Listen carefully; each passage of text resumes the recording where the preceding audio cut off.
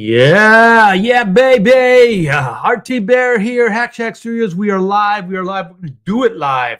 Yeah, hope everyone's good out there in TV land. I am a complete and utter mess. This is what happens when you have a busy lifestyle and you have no time to slow down for anybody. Yeah, you don't have time to comb your hair. This is pretty much the way I woke up, and this is the way I am now. I like it. I kind of like it. Makes me look like a mad genius. Mad genius. Yeah, you guys, we got a great show for you. I'm hoping that Bob doesn't prove me wrong, but we are Bob is back. We're gonna have comic book Bob in here, and he is going to delight you guys. It's been a while since we've had him. He's had a couple issues, as we all do from time to time. But he's back, and we got some good stuff. I don't know if you guys have seen this Batman Family cartoon trailer. It looks absolutely. I don't know. I'll reserve judgment. We can watch it together. I got the trailer here. We can watch it together. I saw it. I guess I'm friends with James Gunn on Facebook because he posted it a couple days ago, and I was like, "Is this for real?" And apparently, it is. We got some Avengers news, a trailer, or two, or three, or four, or five, like 20 trailers for the upcoming movie. Just good stuff, and just hanging out with you guys. So, as always, feel free to chime in the chat and ask questions because that's what this is all about. So we got Buzz. Buzz is numero uno. Hail the Pontificators. Yeah. We got Leg Kick 1. All hail to the Lord of the Rings for the magic and mystery it brings. Anybody that grew up in the 70s knows what that reference is to, not just the Lord of the Rings, but who sang that song. What else? What else do we got? We're just gonna kind of BS for the next hour and a half or so. Like I said, we got Bob back. Bob is back, and we're gonna give you also we're gonna shine the light on some campaigns. We got Black and White going strong, in demand, and some other ones as well. Hey, haven't seen you in a while, Past Master. Hope everything's going up or going good for you. How was your nap? You know what? Naps are awesome. I'll just say that. We got Tell Him. Tell him 29. Shalom. What's that? G2C2, or wait, is that G2C you all? Oh, okay. Okay. Oh, Randy Howe, Past Masters, got a little competition with the wrench. We got some wrench competition. I like that. Oh my gosh. I'm seeing people coming in. This guy right here. I mean, he's the best friend anybody could have. Major talent. Always dazzling. Always great insight on this program. I think he only does one show a week, and it's our show, so we're very lucky to have him. And just a great all-around guy. Great family man. The women love him. Animals just adore him. Children. Everybody loves this guy. And like I said, he's a good friend, good asset to the show. Without further ado, Mr. Todd Mulrooney. How you doing? Hey, Good. I'm glad to be here. I happen to be coming back on a day that we get Bob the Builder back. Yeah, so he's going to build the show. That's right. And he's an asset and a great member of this show. Anyone else? They're all right. Yeah, like Clint. Yeah. Don't pick on Clint. It's always the guy that isn't in yet that gets thrown under the bus, right? Well, sometimes you get thrown under the bus right to your face. Oh, yeah. Yeah. Totally. So how you been? I've been good. It's starting to get cold here. And it is what it is. Do you do anything to winterize the house? Other than shut off the valves of the outgoing water? No. No, not really. People, back in the day, people would do weird things like, put plastic on the inside, like heat wrap plastic on the windows and stuff. I don't do that. It's not going to do anything. Cold is a temperature. It's not a unless you have like breezy or areas where you get the wind coming through. When old windows and warp and stuff. I don't do anything like that. No. Yeah, it's weird because I started thinking of winterizing my pool because I get so nervous because I mean that's can be thousands of dollars if something goes wrong, right? A pipe bursts or whatever, and so we have those freeze protectors. Yeah. So if it goes 33 or under, the pool will click on no matter what time, day, night, whatever. So it'll just turn on. So as long as water is moving, from what I understand, it won't freeze, right? Freeze, right. Right. Or if you fill your pipes with snakes, they'll insulate your lines. Is that true? Yeah. Snakes. You got to catch like a few. rattlesnakes, Rattlesnakes copperheads. will do. Copperheads, moccasins. Just stuff. Moccasins are mean. You don't want to really mess with those, though. I'm kidding. Yeah, don't mess with snakes. You're snakes. kidding. Of course you're kidding. How would you even get one in the pipe? And would one do it, or how many would you need? You need a lot. How long is your pipe? It's long. That's what she said. That was a good one. Yeah, so it's weird coming from California because the weather's always the same. Like it might get a little cold, it might get a little hotter, but it's usually, the same. Right. So moving out here, I was looking for a place that doesn't snow, like where it does, like with you and Clint, like you get those crazy snows and stuff. Right. I was hoping that it wouldn't snow here, and from our research, it said it doesn't. And so we're a month into it, and we got snow. Yeah.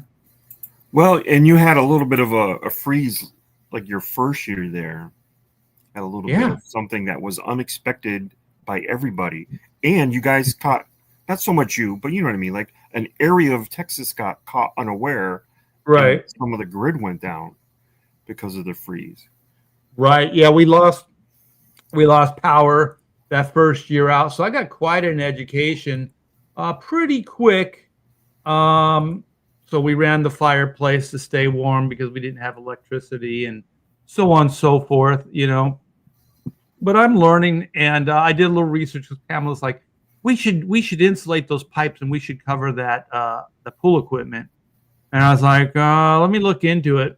And you should never do that. One of the first rules is never do that. Yeah. Don't cover it. You know why?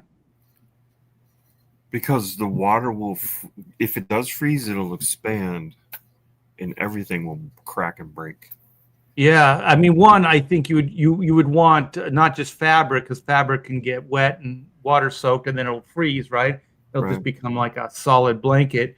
But the real reason is because it'll heat up, actually. The pump will heat up and it could create a fire. So you don't do it. Oh, so you're running a pump. Yeah, so if it freezes, you're running the pump so the water is continuous and it doesn't freeze. But it's crazy, man. It's quite a learning. I got all my pipes. I winterized everything a few years ago, so I'm not too worried. I'm ready, Todd. So all your pipes are in working order. Yes. All of them. Every one of them. 100%. The flow is good. I'm not sure what you're getting at, and I'm not sure I like it either. Oh my gosh. So what do you got going on, Todd? You still doing the trading cards? The last batch I did, all of them sold, which is good. Sweet. I get like, I don't know. I don't want to say depressed, but I get a little melancholy when cards hang around and look at me with contempt. I really, it's just weird. Wait a minute. Your artwork looks back at you with contempt? If it hangs around here It does. It looks at me with contempt and goes, if you only had done this little bit better right here, it would have sold. So do you ever hear voices? Do they actually speak to you? Now that you say that, I've been hearing some things and like at really late at night. So you could be onto something. Honestly, and no joke, Art. This is not no joke. This is all fact, right? This is all true. This idea of this is probably why I have a really good customer base, because you're weird. Because they'll get a card extra, and then they'll go, "Hey, I didn't know you were going to send me. It's a gift, because if I don't get it out of here, it'll start talking to you. Right? It'll turn on me and try to stab me with a pen or something, man." So I honestly do feel that way. I'm sorry, man. It's freaking awesome. It'll try to stab you with the pin. Do you have the pin? Where's the pin? The pen. It'll take a micron and try to kill me with it. Well, that's got to be a tough way to go, right? Well, it takes, it would take all of them to sort of gang up on me and each grab a micron. But, so how many microns do you have? Do you have like a shit ton? So do you lock those away? Yeah, but you got to start locking those things away. You're right. You're right. Because right now, Batman's looking at me with contempt because I did a hybrid Batman. Oh my God. He's like, I looked better before you painted on me. And I'm like, well, I'm sorry. So he wanted the line art version, not the color version. Yeah, it seems to somehow go, look, now I can't even sell for half price. And I'm like, yeah, can Batman hear me right now? Oh, sure. He can hear you. Yeah, screw you, Batman. You listen to Todd. He's your master. Ow. Oh, shit. He took offense to that. God. I gotta get Clint in here and see what he thinks about artwork talking to him. Are you listening to any of this, Clint? I caught the last bit. I don't know. I might have missed the earlier part, but I was laughing. I also can relate to microns piled up because I probably have 100 dead microns sitting in a box over in that corner, and I might have a little bit of hoarder to me because I don't know why I don't like. It takes me forever to throw away dead microns, so I've got them piled up. But the art thing, the art staring at you. Does your artworort ever look at you with contempt?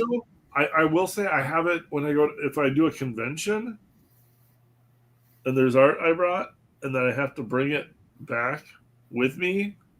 There's a level of contempt.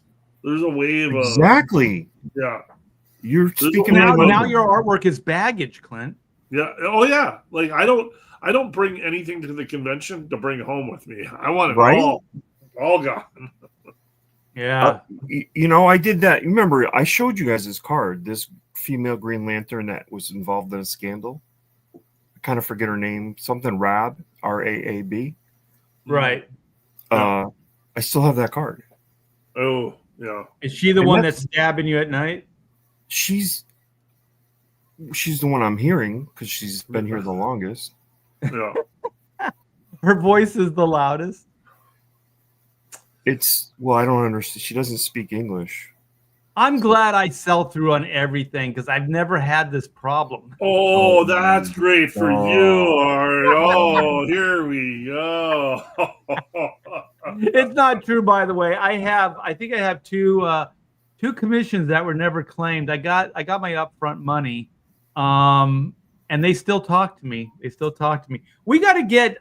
This is the reason for the season, man. You guys are in for a special show. I'm not trying to put too much pressure on this next guest, but the pressure's coming because people have demanded this guy, and they have missed him so much.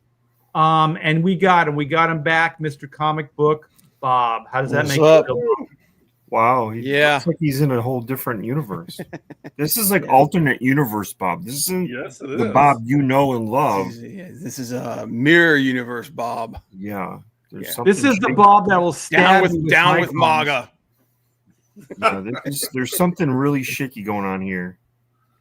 What's up? Hey, Bob, Wait a have you minute. ever stabbed somebody with a micron? Have I ever stabbed someone with a micron? I've thrown them at people. I mean, I've never. Everybody that gets their Todd Mulrooney trading card artwork, just be careful because those things are gonna start talking to you. Yeah, you guys don't remember, dude. I remember when we talked about that Anessa, the Green Lantern thing, because it was the whole thing where she was like a kid. Right. Oh, She it was was a little blonde underage. girl. She aged herself up She aged herself up So she could, power. so she could get with Hal. Yeah. so she can knock boots with Hal. Yeah. Is that how you say it in your neck of the woods? Knocking boots. And how Bumping Hal uglies. was just an innocent, naive. This shows you the creepy nature of some of these liberal DC writers, like the crap that they would try to squeeze into books. Yeah. I mean, at least when they did with Kitty Pryde and Colossus was like, it's not going to happen until you're 18, kid. Yeah, And even then, it shouldn't happen because he'd destroy her. That's another Claremont at story least for has another some time. standards. But hey, before we get our next guest in here, welcome back, Bob. You were sorely missed. Welcome back, you Bob. were part of the show, and we missed you. Yes. Appreciate it, man. Todd didn't. All right. care, Well, but let's the get rest of us the missed you. guy. Let's get the guy that we were grooming to take your place, Bob. Grooming. He said grooming. I said grooming. I did say grooming. And here's the groomer. Look at this guy. Look at how well Let's groomed face he it, we is. could all use a little bit of grooming. Gee, I'm sorry, guys. I couldn't get the link. The link wasn't in the Twitter. It wasn't in the tweet. By the way, I've spent a lot of time with my family today. Do I sound a little different? Because sometimes after I spend a lot of time with my family, I tend to sound different. Yeah, Well, I don't know about that, but there seems to be a little bit of a distortion there. Yeah, because all of my uncles, they tend to sound like this. And every time I have to listen to them for longer than an hour, I pick it back up again. I went to school to get rid of this, Yeah. You guys see the Bears this weekend, man. That Caleb Williams, I don't care if he's got the fingernail polish on his fingers. He won that damn game at the end. He's not too shabby of a quarterback. Oh, no. I'm not going to put up with any more of that shit today. I tell you what. All right. I'm out of it now. Yeah, Are you back? we got Darren back. Yes. Yeah. He's back. That started low and didn't get any higher. Did you dress up for Halloween, by the way, ever as Silas Robertson? No, I didn't. By the time I grew this beard, that show was off the air. Oh. And also, when he was dressing up for Halloween, he didn't have the beard. He was born with the beard. No, I couldn't grow a decent beard until probably until I hit 40. You ever find anything underneath there? I often think about Captain Caveman, how he could pull stuff like out of his like beard, chest hair area, and stuff like that. And I thought that or I could be like, you need a club, a big club. You're using the most of your time if you're thinking that much about Captain Caveman. Well, I did Dillard and I were working for a little while on a deconstructed version of Captain Caveman that was like ultra serious, and that's a great take. Yeah, and the idea that the three teen angels were his like concubines. Oh my god, dude! I remember, God, what was the artist's name? It's Karen something. But he did all these like dark versions of all these little cartoons from like the past. Captain Caveman was one of them. Oh god, the other one was Transformers and Rainbow Bright and all that stuff. It was a pretty cool idea, man. It was like if somebody had the balls to pull it off. Well, we had Ethan's, one. What is it? The oh gosh, I'm blanking on the name of it. The Rainbow Brood. Rainbow Brood. Yeah, but this was like a version of that. This was like some apocalypse shit. Yeah, we were looking at like old Hanna-Barbera properties that didn't do as well as Scooby-Doo. You know, like Speed Buggy was another one. We thought, what if there were 4 teenagers? One of them died, and the soul was trapped in this Speed Buggy. That was like the backstory for, you know, and we tried to come up with some stuff like here's that. Here's your pitch, and I'm going to throw this out there, and it's probably a bad idea. The Smurfs meets The Walking Dead. Ooh, You got the Smurfs, but then like one of them gets bit. And that reminds me, somebody. It just spins into The Walking Dead, and then they're just trying to be undead Smurf Smurfs survivors. And they try to eat Gargamel because Gargamel was always trying to eat the Smurfs. The Walking Smurfs is the name. And if anybody runs with this idea, I've got validation. This is on the internet. I came up with this idea first. Oh wait, Gargamel would be the one that they're all trying to eat. Like all the Smurfs are zombies, and they're trying to get Gargamel now. No.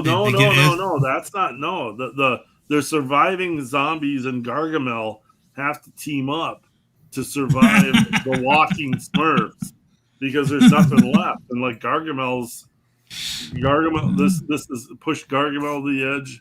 There's only a few of the Smurfs left. They have to work together to stave off all the zombie Smurfs coming after them. Well, you know the whole idea of the Smurfs is based off of the homunculi, right? Well, it's P.A.O. P.A.O. the cartoonist from Belgium. Yeah, he created the Smurfs in the 50s. Yeah, the idea of the Smurfs is based off of the homunculi.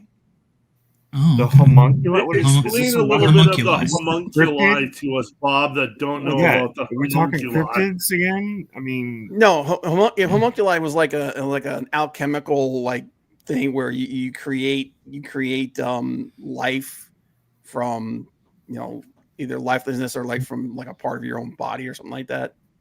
Yeah. Wait, what? Yeah.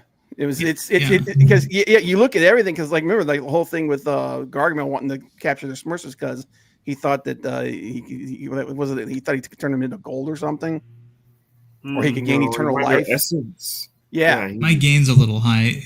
But you took my river right now. You want my what else you want from me? You know, I mean, fuck. Take a rib. And now you want Todd, no one wants anything from you, man. What sounds like I have this problem little pieces of people. Turn my microphone the other way. How's that? I turned my microphone away from me. Is that better? It helps. Yeah. Okay. Yeah. Okay. Yeah. So I'm sharing a picture of art. Yeah. What is this? This is a picture of art because I shared the. Look like a crazy man. I know, right? Yeah. The hair's got a little homeless aspect too. Yeah. What is going on there? And you're wearing flannel. Like, holy crap! You have really like, you know, when in Rome, man. You know. So were you going to say let yourself go? That's what you were going to say, right, Todd? No. Like, you're Texan through and through already. Shotgun in the that looks more like Jim from Taxi. the hair, yeah. The hair's got its own thing going on up there. I think it looks cool. Wait, hold on. I'm going full screen. I'm going full screen, baby. It's thick and rich and zesty. Yeah. The only thing I don't like is some of this is maybe if I comb it down. Oh, there it goes. It's glowing. No, it's not glowing. Is that like a natural? Is that a natural mousse? Is that a natural mousse you've got going on to style your hair art? This is the way I woke up. So it looks like that's how you woke up. You know what? Pamela I looked the same way yesterday, probably the day before as well. Pamela had a friend over for breakfast yesterday. Oh, I bet she was thrilled you looked like that. Oh my gosh, I think she was freaked out. Like, you know what? Like, I just think like, okay, you know, no big deal. But she made a big deal about it. Oh, that's shocking that your wife made a big deal that you didn't clean yourself up for when she had her friend. No, it wasn't Pamela. It was Pamela's friend. Oh, the friend made a big deal about it. Yeah. What a hat, dude. Yeah, she was like, you know, yeah, you didn't have to dress up for this. She said something like that, you know. And you know what? That kind of pisses me off because, like, I have to dress up for my wife's friends first thing in the morning. That doesn't seem right. The morning's a little. I give you credit for the morning. I'm not putting real clothes on for anybody if they come over to my house in the morning. So Clint isn't getting all dolled up for anybody first thing in the morning. So if you're at my house before noon, I mean, first of all, yeah, like who said you could do that? Yeah, I'm not getting dressed up for anybody. Did I stick my finger in an outlet? No, but I did change all my outlets in the house. Oh yeah, I saw that. The kitchen's looking great, Art. Yeah. Oh, thanks, man. I just got I redid the guest bathroom, so I just got the vanity in. But guess what? The back doesn't quite match up with the plumbing, so the plumbing is going to be redone. Oh God. I got to figure out how to rework copper pipes. So that's my next goal. Yeah, that sounds like be out of commission for another month. You said to me, all my pipes are in working order. They're working. No. No, I knew it. I knew there was something wrong with your piping. Todd, clarification. It's working. It's just not in the right place. Yeah, you're missing the hole, aren't you? No, it's in the hole. It's in the hole. It's in the wrong hole. Oh my God. Oh my God. That reminds me of a story back from college. Oh, never mind. Oh, come on, you can't do that. You can't start off saying it's a story I heard in college and then not tell the story. Sounds like accidental anal. You know what? You never have accidental anal because it just doesn't happen accidentally. If it does, that woman has been around the block, or guy. I can't judge. Hey, sorry about that. I got to get a pop. Go ahead. You got your pop. You don't like this anal talk? Oh wait, Art has his Wolfman Jack going on. I don't have the voice. Oh though. Yeah, a little bit. If your beard was longer, if you had half of Darren's beard, you would be very, very much Wolf. Was it Wolfman Jack? Was that Wolfman Jack? Yeah, Wolfman Jack. Yeah. It's Wolfman. Werewolves of London. Jack. Yeah. Like when he was everywhere. He would start off with the oh yeah. You're very Wolfman Jack. Wolfman Jack. In the 70s, he was on $6 Million Man and Charlie's. He was like he guest starred in every TV show back in the 70s. Did he start out as a DJ or what was? Yeah, I don't remember. Okay, he was a DJ, and then he got worked his way. He was popular enough to work his way onto TV. Yeah, he was one of the first one of those guys to do that kind of stuff. Yeah. Well, But I remember. You know what I remember him from? He was in. Remember they did that Galactica 80. Oh God, when they had the bikes. Yeah. When they were the 2-seater Vipers and they landed on Earth. Yeah, he was in that. Oh wow!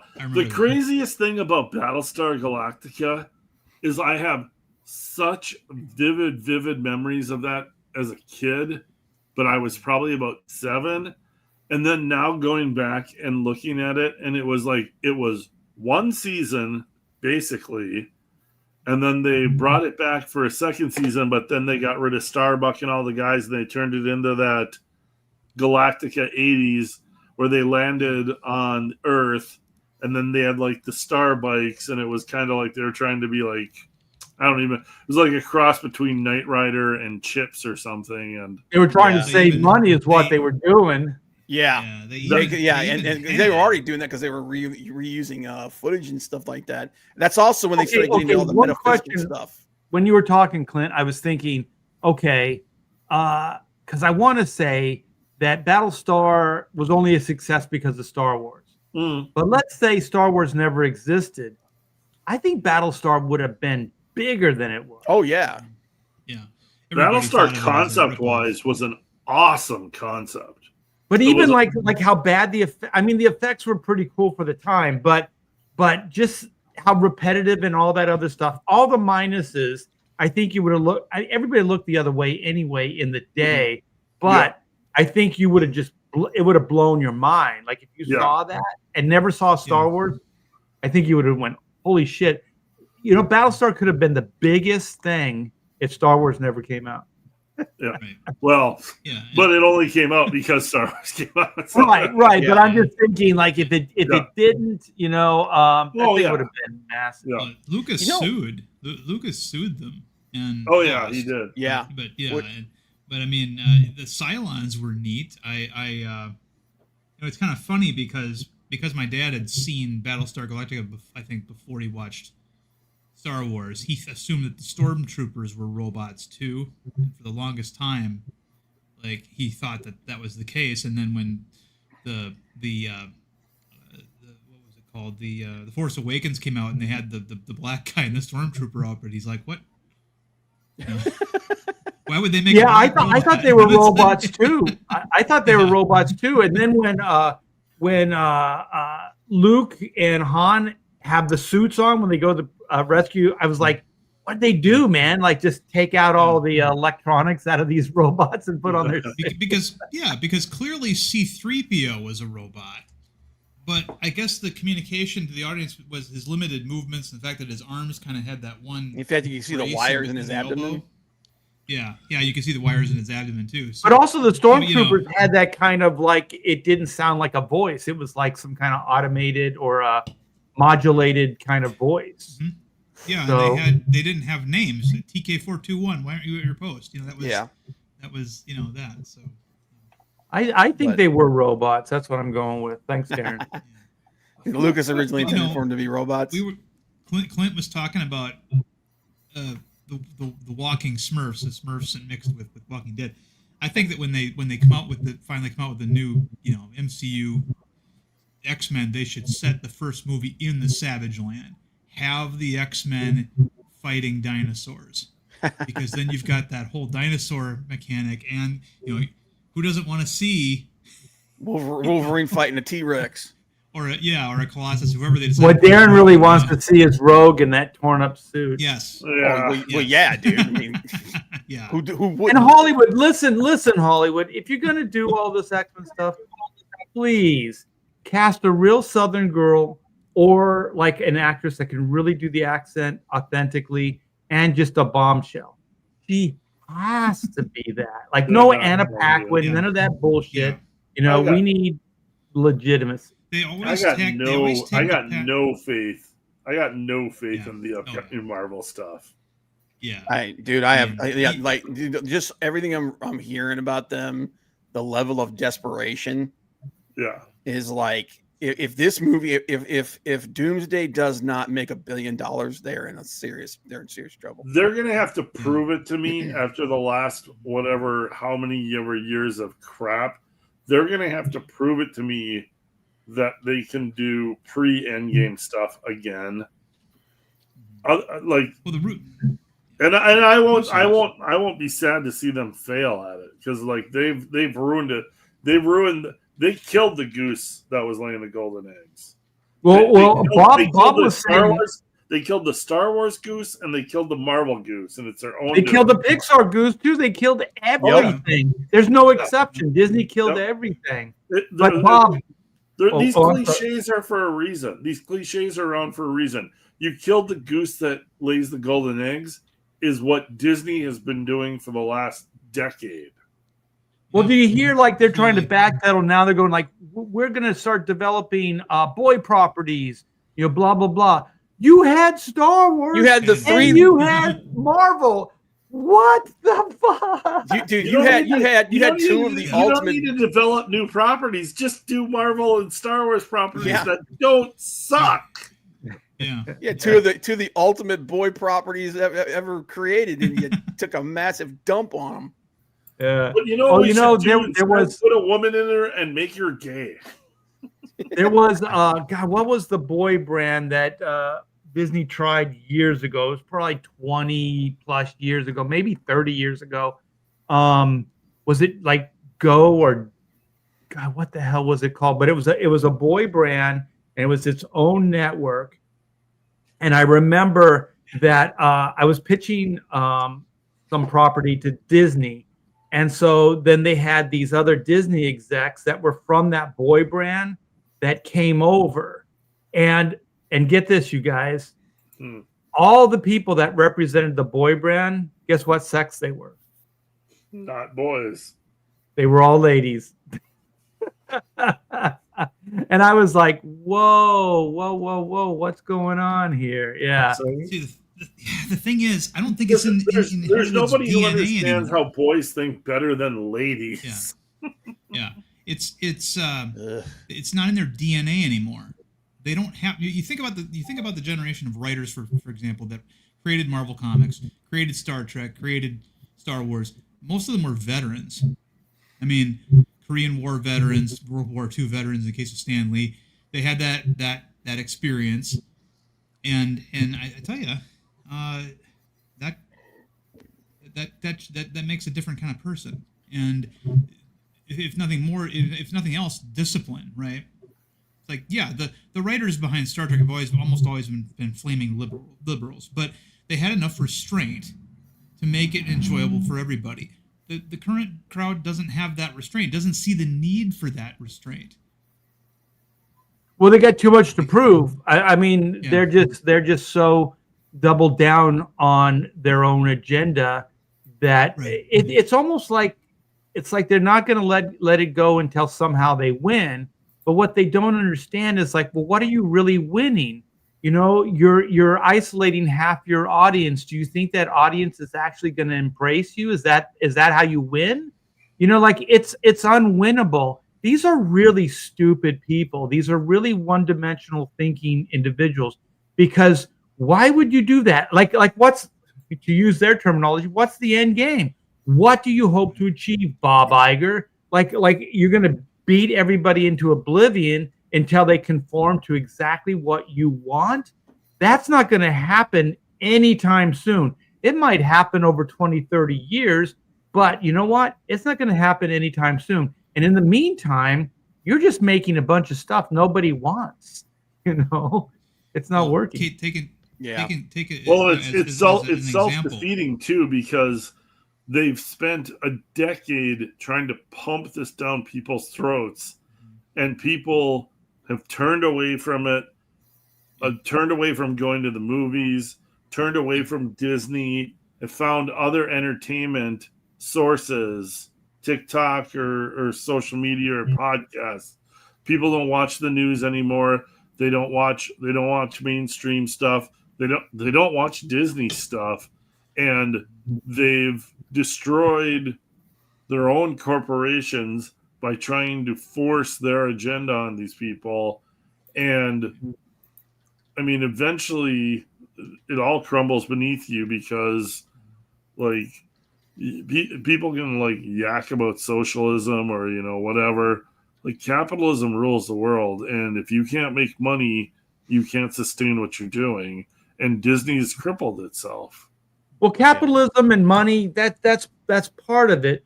But also, they're not making any product that resonates or connects with anybody. Like, And these then they don't make are money. not general. Hold on, these are not general, like, things that you can relate to, like average people can relate to. These are like things. These are plights. These are problems. These are situations that most people can't relate to. And Darren, you were going to say something earlier. What were you going to say? Well, Hollywood has they've always gone for the path of least resistance, or the path that, like the so, for example, when the She-Hulk show was announced, right, before we knew anything about it, and people were like, "Oh, this is gonna be great," we're gonna, because She-Hulk was a fun comic in the '80s. I'm like, they're not gonna base it off the comic book from the '80s. Right. They're going to base it off of Dan Slott's Ally McBeal with green skin version, because that's the easiest version for them to do. That's what they will do. They won't do She-Hulk as an adventurer with Wyatt Wingfoot, which was the really good stuff from the Byrne era and the Fantastic Four era. They won't do that. They will make it a sitcom, and and people will say this is just Ally McBeal with superhumans in it, because that's what Dan Slott's. And the thing is, making the comic like Ally McBeal was fun. That was innovative. But when you, if you base your comic, your TV show, which is supposed to be adapted from a comic book, on a version that was adapted from a TV show, it's just going to come off like the TV show that it was originally based on. Just and also coat of paint. Also, they just created a completely unlikable character. Like she is insensitive. She's an egocentric. Like she only cares about herself, and she's completely unlikable. When she's talking to Bruce and saying, "You don't know what it's like," I'm like, yeah, dude, he lost the love of his life. She's like, I know you had a hard life, but you don't know anything. I'm like, and I'm like thinking about the people making this show. I'm like, tell me you don't know this character without telling me you don't know this character. It's like that dude, Bruce Banner's life has been the biggest pile of tragic shit that has ever been created. The dude has literally been put through hell. Yeah. Literally, and in the cinematic universe as well. Like the comic book is filled with it, but even in the cinematic universe, at least they were true to that. She got catcalled, so it's worse. Right. So then she knows what it's like, and also like she has reason and logic. Like, well, supposedly, like she can think. Like he became animalistic. Like he killed people. Could you imagine like trying to live with that? Like one of the early appearances, right? In one of the Avengers movies or whatever, he killed like people, not accidentally, but as the Hulk. Go ahead. I don't think he killed anybody in Avengers. He might have killed people in Age of Ultron but that was because Scarlet Witch had messed with his perceptions. Oh, okay. So he, but they don't expressly say. But given all the destruction that he caused, it's likely that somebody did get killed. No, I think you're right. But still, the thing is, whether he was messed with or not, he still did those things. So it would be hard. My point is, it would just be hard to deal with. I guarantee you, he killed some of the people when he fought the military. Yeah. Well, when I think they all killed people. He's crushing tanks and stuff, man. Yeah. In which movie? The one, the Louis Leterrier movie in 2008. He did topple some tanks and he did do some stuff, but even in Avengers when he jumps on that fighter jet, they make a point of showing that the guy ejected. Remember, he grabs him, but then he throws him away because he's really and Thor comes in and stops him from like completely wrecking the place and killing everybody. Right. It leaves it to the viewer to decide which way they want to go. They never show the Hulk killing someone on screen. Right, but the whole point I was just trying to make is like the She-Hulk conversation where this guy has dealt with way more. Because also this is a thinking man, a caring man. And then he turns into a monster, and he can't control it. That is way more like traumatic. I don't know, like sympathetic.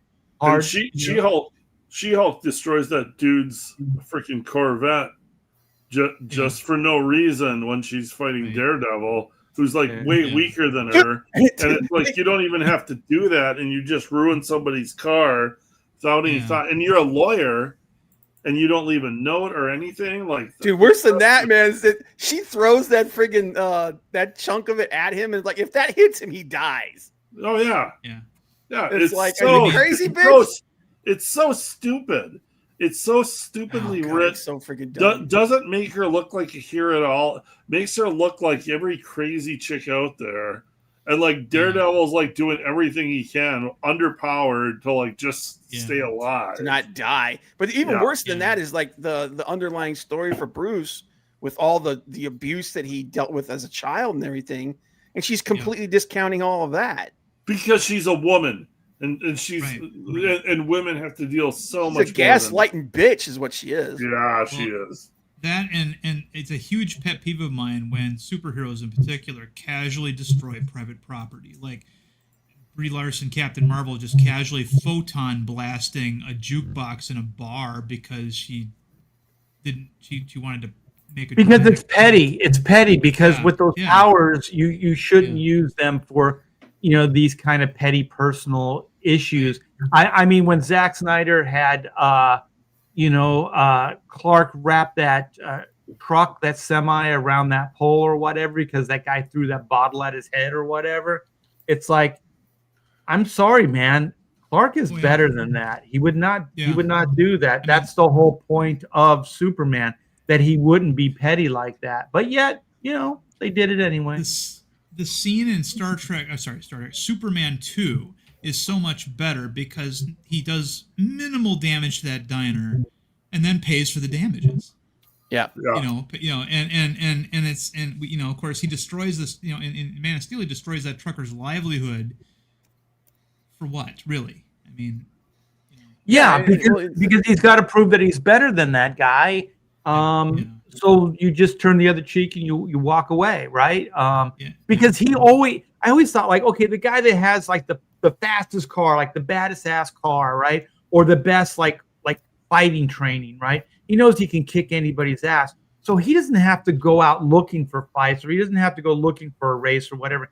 He just quietly has that confidence, right? So I always thought, like, Superman always knows that he could snap that guy in two. That's all he needs, right? He doesn't need to go snap that guy in two. He just has that thought. He could go, well, I could destroy that guy's life in a heartbeat, right? And no one would ever even know it. Yeah. But that's good enough, right? That's good enough. I know I can do it, so just move on. I never thought that Clark Kent was one of those guys that had to prove it to anybody, like, because he already knows the truth, and the truth is that he is better than that guy. He is Superman, right? And that's the thing too, is that he's a Boy Scout. They literally call him the Big Blue Boy Scout. He's this man of extreme virtue. That's what he's supposed to be. And they've completely forgot about that in modern cinema. Yeah, think about, like, if a toddler is making fun of you or whatnot, and you stoically weather it, but then you go break some of their toys or something. That's what kind of, or you kick him. Or you kick him, or because you're so much vast. I mean, you can kind of, like, he's a toddler. You could, like, punt him like a football, I think. Yeah. I mean, I don't know from experience, but you could pick him up and, like, see if you can get him through, like, the crossbars. See how much air you could get under him. I don't know if that's the point you're going for, Darren, but, like, I mean, you could kick a toddler pretty far if you wanted to. Yeah. I don't think that was the point he was going for, but you know what? I'm sorry, Art. I might have missed it. No. Now that you mention it, I'm thinking, like, man, we all missed major opportunities when we were toddlers. We could have done some damage, man. Instead of just pooping in our pants. Pooping in our pants. Air under a little kid. Speak up for yourself. Oh, when you were a toddler, Todd, you didn't poop yourself. Nah. Why do I not believe you? Nah. Wait a minute, Todd. Is that your trading cards talking to you right now, or is that really you talking? That's me. That's not your trading cards telling you what to say. As soon as you're potty trained, that's it. Diaper gone. That sounds like something a trading card would say. I don't know. But hey, talking about really god awful things, I got this. I was just like, I guess somehow I'm friends with James Gunn on Facebook. And so this is the Bat Fam. So I'm going to play this trailer, then we can comment. Or we can comment through the trailer. Is it Bat Ham? I got to put my glasses on. It's Fam with the ham. Oh, is this a cartoon? Yeah. Oh, God. Oh, we're going to have to watch this. You got to watch an ad. You just got to let it go through. On the streets of Gotham City, he's Batman. But at home, Selena, which one of these screams fun? he's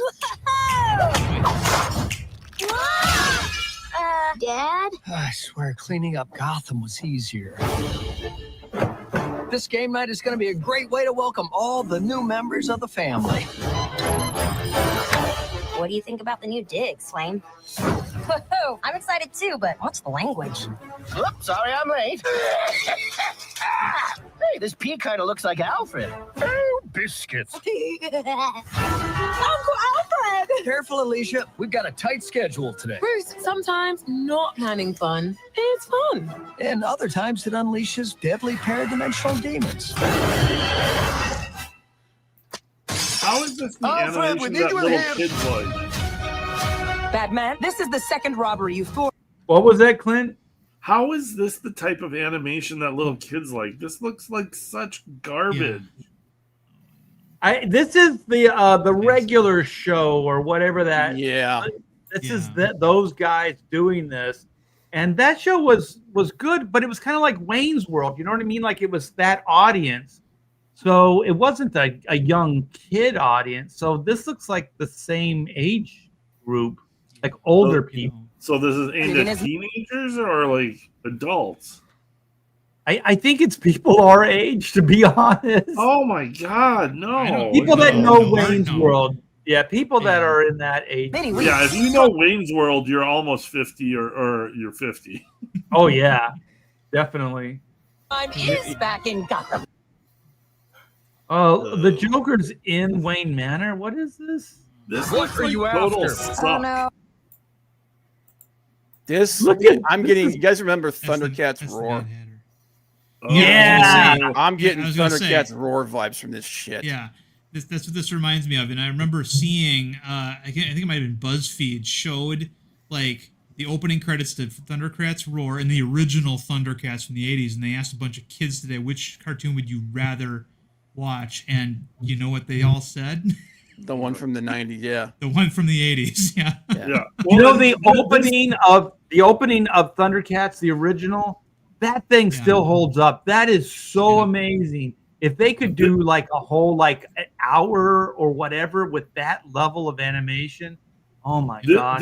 This feels like woke approved from and I mean and animation always takes longer. So this feels like woke approved from like 3, 4, 5 years ago, and it's just coming out now. Because I mean, the last decade everything has been woke and all this shit, and this is like some mega woke people. Like, how woke can we make Batman? This looks like just hot crap on the street. The thing is that I don't understand is James Gunn's trying to sell a cinematic universe. Why is he attaching himself to this shit? Like, I would completely, like, as a career move, I would completely detach myself from this stuff. If you're gonna cancel a Batgirl movie that you've sunk money into, why on earth would you put this shit out? Also, you're not going to sell toys. Nobody's going to want these. Nobody's going to want to see figures or this. toys or anything. Justice will be served. Killer Croc, Clayface, Mad Hatter, and This animation style is not for adults. Archer's animation style was for adults. That was an animated show for adults. This is not. Yeah, it's Live Wire. This is more that Cal Arts bullshit's what this is. Yeah. Live Wire. She was a Superman villain. Serious. Family style. I'd hug you, but Why does Batman have a beard? Yeah. Because he's a dad. He's a 2025 friggin' millennial Gen X dad. Yeah, fuck Looks like a this gay shit. lumberjack. This is so bad, man. Hey, do you guys remember the Yellow Submarine, the Beatles cartoon? Yep.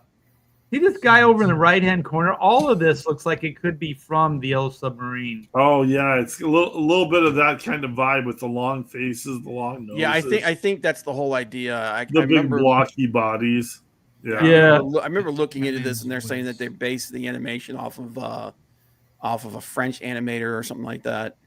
Well, there's Peter. Was it Peter Max? Was the painter or whatever that they were kind of emulating a little bit in the 60s, but and then once you start seeing the art influences, and it's like Yellow Submarine, all that stuff, it leans way more left than it leans right. So this is so. But there's not any of these designs that would even work as like you wouldn't want this as a toy or a poster or anything.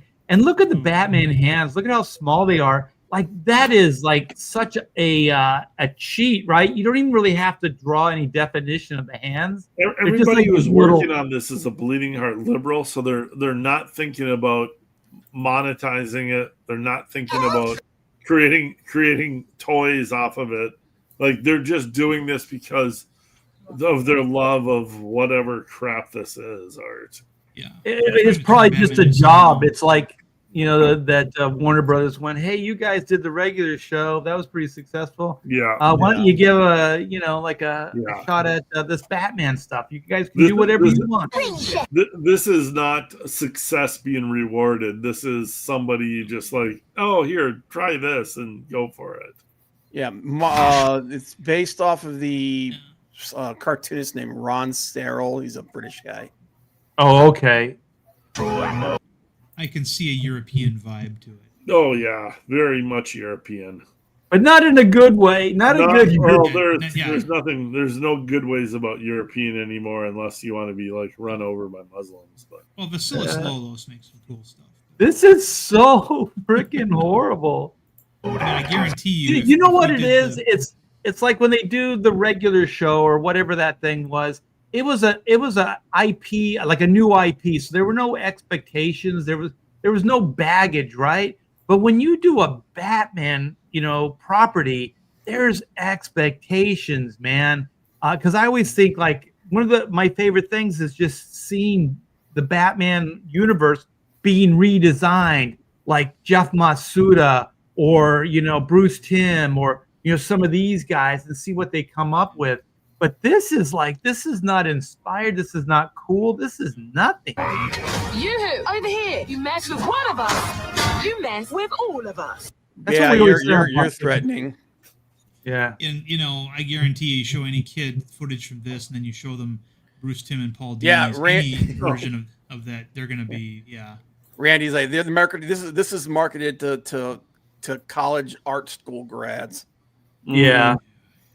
But you're right, Darren, because like even really successful comic books, okay, of the day, like they would delve into like adult subject matter, and they weren't necessarily adult, but they weren't playing it down for an audience either. You know what I mean? Like they would just do it. Like if somebody was going to get decapitated, they would just do it in a classier way. Or like what was it? The Iron Man story with the bottle, the demon in a bottle and stuff like that. Oh, yeah. I mean, they got into some of the more adult stuff, but they didn't insult. They didn't play it down for a younger audience, but they also didn't go full exploitation. You know what I mean? Like they didn't make it like in your face, like, oh well, look at Tony Stark is puking because he's he's drunk, or like they didn't take it that far. But the thing is, when you read those as a kid, you always felt like you were being included. You weren't being played down to. You weren't being like oh, this is for children. It always felt like it was slightly above where like something you weren't supposed to read, and so it never felt like they were talking down to you. This stuff feels like they're talking down to you. Like this is insulting. Yeah, this is animation for stupid people. Yeah, like there's nothing about this. Like I don't see where anybody would think this is enjoyable or fun, or it's not even cute. It's like you could do like a cute like Batman or Batmite or whatever. Like that character right there. Like what is that? That's nothing. Yeah. Well, that's what I was saying. Like when you see Batman cartoons or any kind of Batman, you always expect like great design work. You know what I mean? This is supposed to be Damian Wayne, by the way. Yeah. As the new Batman. Yeah, and how are they going to explain that? Oh, this is your bastard son. You know what I mean? Like for a cartoon. With all of us. Oh, look at that. That is beautiful. And this is where, and I think this is where we all have fallen kind of in the woke era of like, how are people getting money to do this? How are people getting hired to do this? Because it's ugly, bad work that doesn't sell to an audience. Like there's not an audience for this. And like all of us work in this business and we're like, how are these people getting these jobs? And that's where the woke era irritates people that really are creatives. Is like, this is garbage. There isn't an audience for this. How are they getting money to do this? Because every one of us wants to be doing like creative work. And like when you see something that's just total garbage, you're like, there's something else going on here, because that is not something anybody's going to pay for. And somebody's cheating to get ahead. Somebody's cutting the line. Somebody is either nepotism or their politics or whatever is getting jobs that they don't deserve. And I'm sorry. Yep. So there's something that's always kind of missing, because I'm sure there's some executive going, if they can make South Park work, we should be able to make something like this work. And what's missing is charm. I don't care how something looks. It could look, stylized or whatever. If it has that charm, it has that, it can hit that sort of those beats, then it can work no matter what it looks like. And I don't think this has, like, it has annoying voices. I don't mind the look. It is what it is, but there's annoying voices and there's a lot of annoying things going on. And that was just going to say, the voices in this are terrible. And well, those regular guy or regular show or whatever, that thing, those guys would do the voices. So that was, like you were talking about charm, and you hit the nail on the head. Like that regular show had charm. Those guys did the voices, and the reason it was kind of interesting is because it wasn't like, it didn't sound like a professional voice actor or something like that. They kind of sound like regular guys, and that was kind of the point of it all.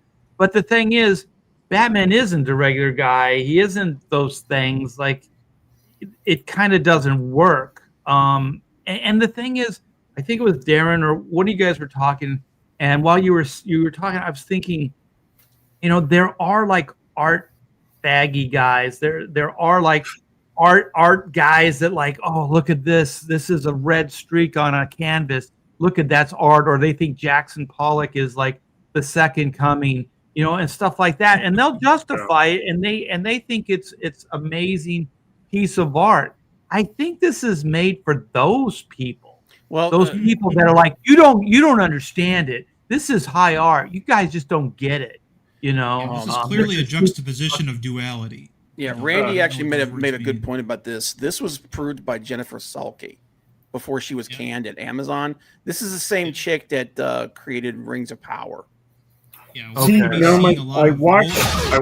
I watched something with my daughter once, and it was a take on like Satan's Daughter. I forget the name of it. I know what you're talking about. That thing's horrible. Yeah, but it did have a little bit of charm to it. It's something Hotel or something like that. Has Been Hotel. Yeah, we're gonna see stuff like this still trickling. We're gonna still see stuff like this trickle for a few years, because there's a lot of things that got funded during the woke era that they can't. The machine was already moving when they got the word that woke is not, woke go broke kind of stuff. So stuff like this is going to continue to come out in dribs and drabs for a while yet. Yeah, but they did. One of you guys brought up Batgirl. So, like James Gunn is like posting this stuff, like he's putting his name, he's attaching his name to this stuff. It's like, this is still harming your brand, like just the sheer existence of this thing. I know you paid for it, you want it, you want to try to recoup some of your money and stuff like that. But trust me, it would be better if this thing never saw the light of day. Like, this is actually hurting your brand. It's not building your brand. And like I said, as much as James Gunn might like this, he should not even talk about it. He should not post it. He should distance himself from it 100%, because I know about career management. And if you attach yourself to losers, people like that, they will bring you down. You know what I mean? Because those are the people you associate with. So if Gunn is associating himself with this show, he's kind of putting his reputation on the line. And so it kind of makes him look bad. And also it's like you have less confidence going into the next thing because you're like, oh, this is what DC's capable of doing. This is what they're going to do. This is horrible. Yeah, I think to go back to what Todd was saying about comparing this to like a show like Hazbin Hotel. I don't like that show, but I understand what you're saying about it. And part of the reason for that is because it was created before it hit the studio. The person who created it created a proof of concept. And and like Art was talking about, the guys who did the regular show, that the voices were done by people she knew and people that were involved with it. And then it got picked up by the studio, and the studio, but she was still involved with it. I think that's why there's some of that. This thing was just spit out from the start. Yeah, this was a corporate bullshit, not necessarily mandate, but this thing was not created whole cloth because somebody loved it or whatever.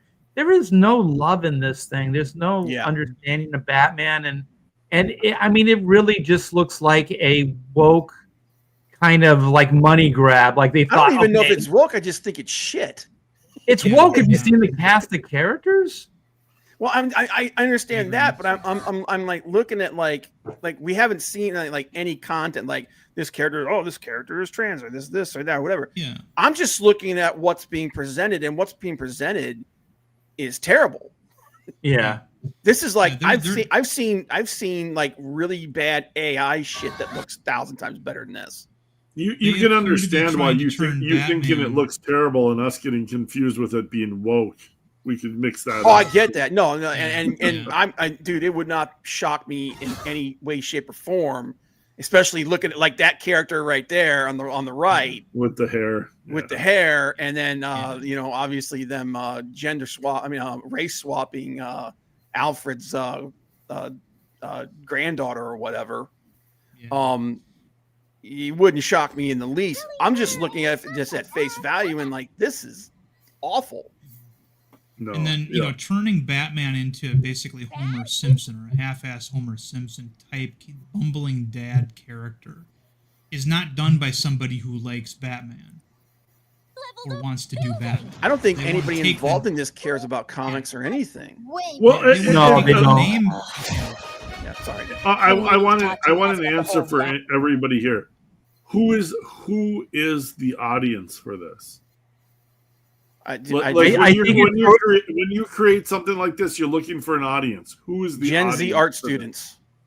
Yeah. People. By the way, this is a spinoff. And aren't. Yeah, I mean, they made a. It was a. This is a direct-to-video spinoff of something else. Right? Yeah. Yeah. From what? I forget what it was called, but it already aired. I don't know what it was, but was it a success? I don't know. And does this stuff just air on HBO Max now, or yeah? Oh, okay. If of everything, leave that to me. It's kind of played out. That's your bad opinion. Merry Little Batman is what the original was called. Right. I wonder how much some of this stuff is just nepotism, and we've got studios, we've got animators. What's happening is we're not fighting back. We're talking about it here, us. But we're not fighting back. I think the last thing people really fought back on was Val Zod. And look, they pulled back. Because nobody's like, wait, what? You're going to go there? Just because some actor thinks he's, everything he does is his gold? No, you're going to fuck I think you guys nailed it. I mean, this was greenlit years ago. The height of all this kind of,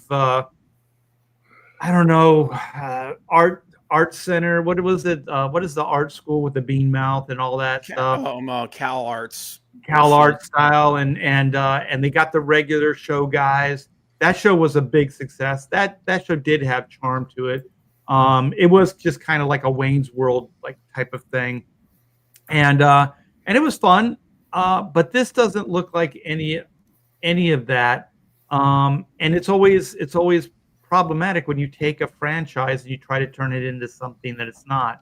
It just isn't those things. So I think that they're just trying to get their money out of it. I mean, it was greenlit before. They're just trying to get their money out of it. But if anybody knows James Gunn, or if James Gunn's listening, dude, don't attach yourself to these things. Get away. Get far away, because this stuff will drag you down. Let it be what it's going to be, sink or swim based on its own merits, and then just keep moving with your cinematic universe. Because, man, I would not die on that hill defending this show. And I kind of want to ask all the guys here, how solid is the ground that James Gunn is standing on right now? Not very. Not very. Yeah. Not very at all. Because what is the Warner Brothers is like up for sale, basically, is what I heard in the last couple of weeks. There's 3, and there's now 3 entities that are bidding on it. Paramount's still looking into it. Netflix is now throwing their hand in it, and then Universal as well. Skydance. And I mean, a lot of James Gunn is what Superman did. Superman did good. Superman did not do fantastic. But Superman was solid, and that's a start, and that's maybe what they needed. But that doesn't mean anything to giant corporations that are buying other giant corporations. Apparently, I actually looked into this. Apparently, it made way more money outside of the theater than it did at the theater. Apparently, it made almost as much money outside the theater as it did from the theater itself. That's why they're considering it a success. Oh, selling what, digital or advertisement and all kinds of other stuff. Oh, okay. They're saying they're looking at that, even though they're still not happy with the box office return, right? Because they were expecting it to at least get close to $1 billion. Yeah. See, that is completely unrealistic expectations. Like we all knew, everybody on Pontificators knew that was not going to happen. No. I don't know why they were thinking, unless they were just trying to sell this you have this to kind of stuff to their shareholders. Because the thing is, it was never going to do that. I think that movie achieved everything that it needed to achieve. Period. Mm-hmm. You know what I mean? It set up Superman. It has potential for the Superman stuff to grow. They introduced a universe to it. There's a lot to build off of there. I think the potential of it, and we've said it on this show, of the James Gunn cinematic universe, is that it has potential to grow. Like, it has potential to be better than that first movie. But that first movie is not the be-all, end-all. You know what I mean? It's not Iron Man. It's not that. And if you think about even like the Marvel universe, the second and third Iron Man movies were pretty bad. You know what I mean? So if it would have been in reverse, say the third one came out first, then the second one, then the first one, well, then I think that's what James Gunn has the potential to do, to kind of build to something, to make something better. But the thing is, that $1 billion dream, even if Marvel and Disney are thinking that with their universe, it's not going to happen. There's way too much brand damage done, not just with Marvel or DC, but just with the superhero genre as a whole. With theaters as a whole. Yes, there's that as well. Kids don't go to theaters anymore. Yeah, I mean, they're on their phones. They don't go see movies. It's like, and they've destroyed that. They're the ones that destroyed it. The studios destroyed that. Yeah, trying to do the streaming thing. Go ahead. They don't Karen. like going anywhere where they can't be on their phone, and that's and that's another thing too, because this new Predator movie that came out did pretty well but the whole month of October did poorly. It's a weird combination of things that are happening right now. And in those movies, it's probably an older audience. It's probably like 30s and ups, because teenagers, I don't know that they go to movies anymore. And 20-somethings, I don't know that they go to movies anymore. They're on their phone, they're on TikTok, they're on social media.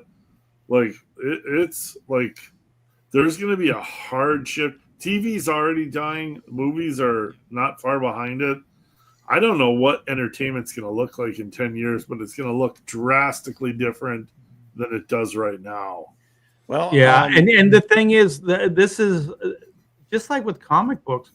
The industry is destroying it themselves. Like, they're committing slow suicide. Why would you like? I remember during COVID, these studios were riding high. They were flaunting their success at the movie theaters. You know, it seemed like they were almost taking glee in the fact that they didn't need these peasants anymore. They didn't need the movie theaters. You know, they have the streaming now. It's the be all end all. And then, of course, as soon as COVID's over and people want to start getting out again, then all their numbers just go upside down. But let me get this before, just real quick. One slick dude says, "Hey Art, what happened last night on the Bros? What YouTube guideline got violated?" I think the other guys don't really agree with me because I got popped just like Billy did last night, just like we did last night. And we have an opening where there's a lot of gunplay, man. We're just like shooting people. I get to kill like what's his name? I forget the actor now. But we're just like shooting guns, blowing shit up and stuff like that. And I think that violates their code of conduct. And so I think that's why, because we got both with mine and with Billy's last night, we got pulled quick, man. It happened almost instantly. So I think that's why. But the cool thing is, like, everybody that came over and supported us on X, we do appreciate it. We still finished the show, and we aired it all on X. So you guys, if you watch it live, you don't miss out on anything. Yeah. Right. Dude, I'll tell you what, man, with the way that things have been getting struck and everything lately, anytime I do like when we do our wrestling show, we stream it to like 3 different places. Because you never know it could be anything, literally. You get hit by something and then you're gone like that. Well, I'm just gonna say it because the way the Bros, how long it takes us to do anything, if anything gets done. We're looking into Rumble. We got things set up. I've got a Rumble channel. I just haven't. I don't think StreamYard works with Rumble yet, though. Oh, really? I don't think so. I think there's a workaround for it, but I like normally you can just like go in and select you want to stream to this platform, this one, like that. I don't think there's a Rumble one yet. I might be wrong. Well, we were thinking of doing with Rumble. We would do brand new content. Just for Rumble. So it would be subscription. Well, I'll tell you what, like on Rumble, there's not a whole lot of shows like you guys. Well, and that's the thing is your audience will follow you guys to Rumble. And then you don't have to worry about all these strikes and all this censorship. Billy's channel's down for 90 days? Yeah, I was going to say that. Marcus Kilgrew says that Billy's channel is down for 90 days. Oh, shit. Oh, my gosh. That's not a warning. That's a strike. That's 3 full months. I remember Malin got that like a couple years back. Yeah. But that means Billy's in the middle of a campaign. Yeah. Dude, that means that you guys got directly reported. Oh, wow. You know what? There's this John Delarose. We had him on this show. Oh, he's a bit of a troublemaker. Yeah, I mean, I don't. Well, let me ask you a question, and this is coming from some recent drama and stuff like that. Do you think this might be somebody taking a shot at Graham? Well, I think it could be retaliation because that's why I'm thinking John Delarose, because wasn't it one of John Delarose's? Well, I'm talking about what happened with Malin. Yeah, but recently Graham went on a John Delarose. I don't know how to say it. One of his goons channel, and Graham didn't know, and so then all of a sudden it's like, oh, Graham went on one of John Delarose's goons channel, blah blah blah, and they were trying to start up shit about that, and it's just like it was just an honest mistake. It's like. You never know. You never know if somebody's going to be a jerk or not. And from what I hear, the show itself was good. It's just somebody didn't like the fact that Graham was on, with that guy. They're saying that it was like Billy's regular channel is still up. It's the Pop X channel that got hit. Okay. I think the Pop X is the one that he's got all the subscribers, though. Yeah, it's still not good. Used to be somebody else's. But no, I was talking about how like some people were blaming Graham for what the fallout with Malin, because he pushed his launch date up to October, Which, Yeah. but the thing is Graham was talking about that for weeks, so I don't know why anybody would think that he did that deliberately. Well, I don't think there was any clerical malice. error. Yeah, there was no malice in it. Yeah. What were you Unfortunate going to say, Darren? overlap. Yeah, it sounds to me like a clerical error. Like maybe the kings aren't talking to each other as much as they Well, it's should just an about accident. stuff. Yeah, I mean, Yeah. that's I mean, shit happens, you know. It's not like someone sitting there with a ring in their hands going, "Yes, my plans are coming into fruition." Yeah, there was nothing. I know that for a fact. Yeah. Nothing. Oh, maybe that John Delachote guy was doing that CBB, but Who knows? Can you do that voice again? I think I heard that voice last night. Yes. Yes. Unlimited you have to do this with your fingers. Sounds about right. Yeah, you have to do this with your fingers when you do it. Otherwise, Yeah, do the Mr. Burns. Excellent. Well, you know where they got all that Steal your stuff fingers. from? They got that stuff from Vincent Price. Oh yeah, as the egghead from the Batman '66. Remember? Eggs.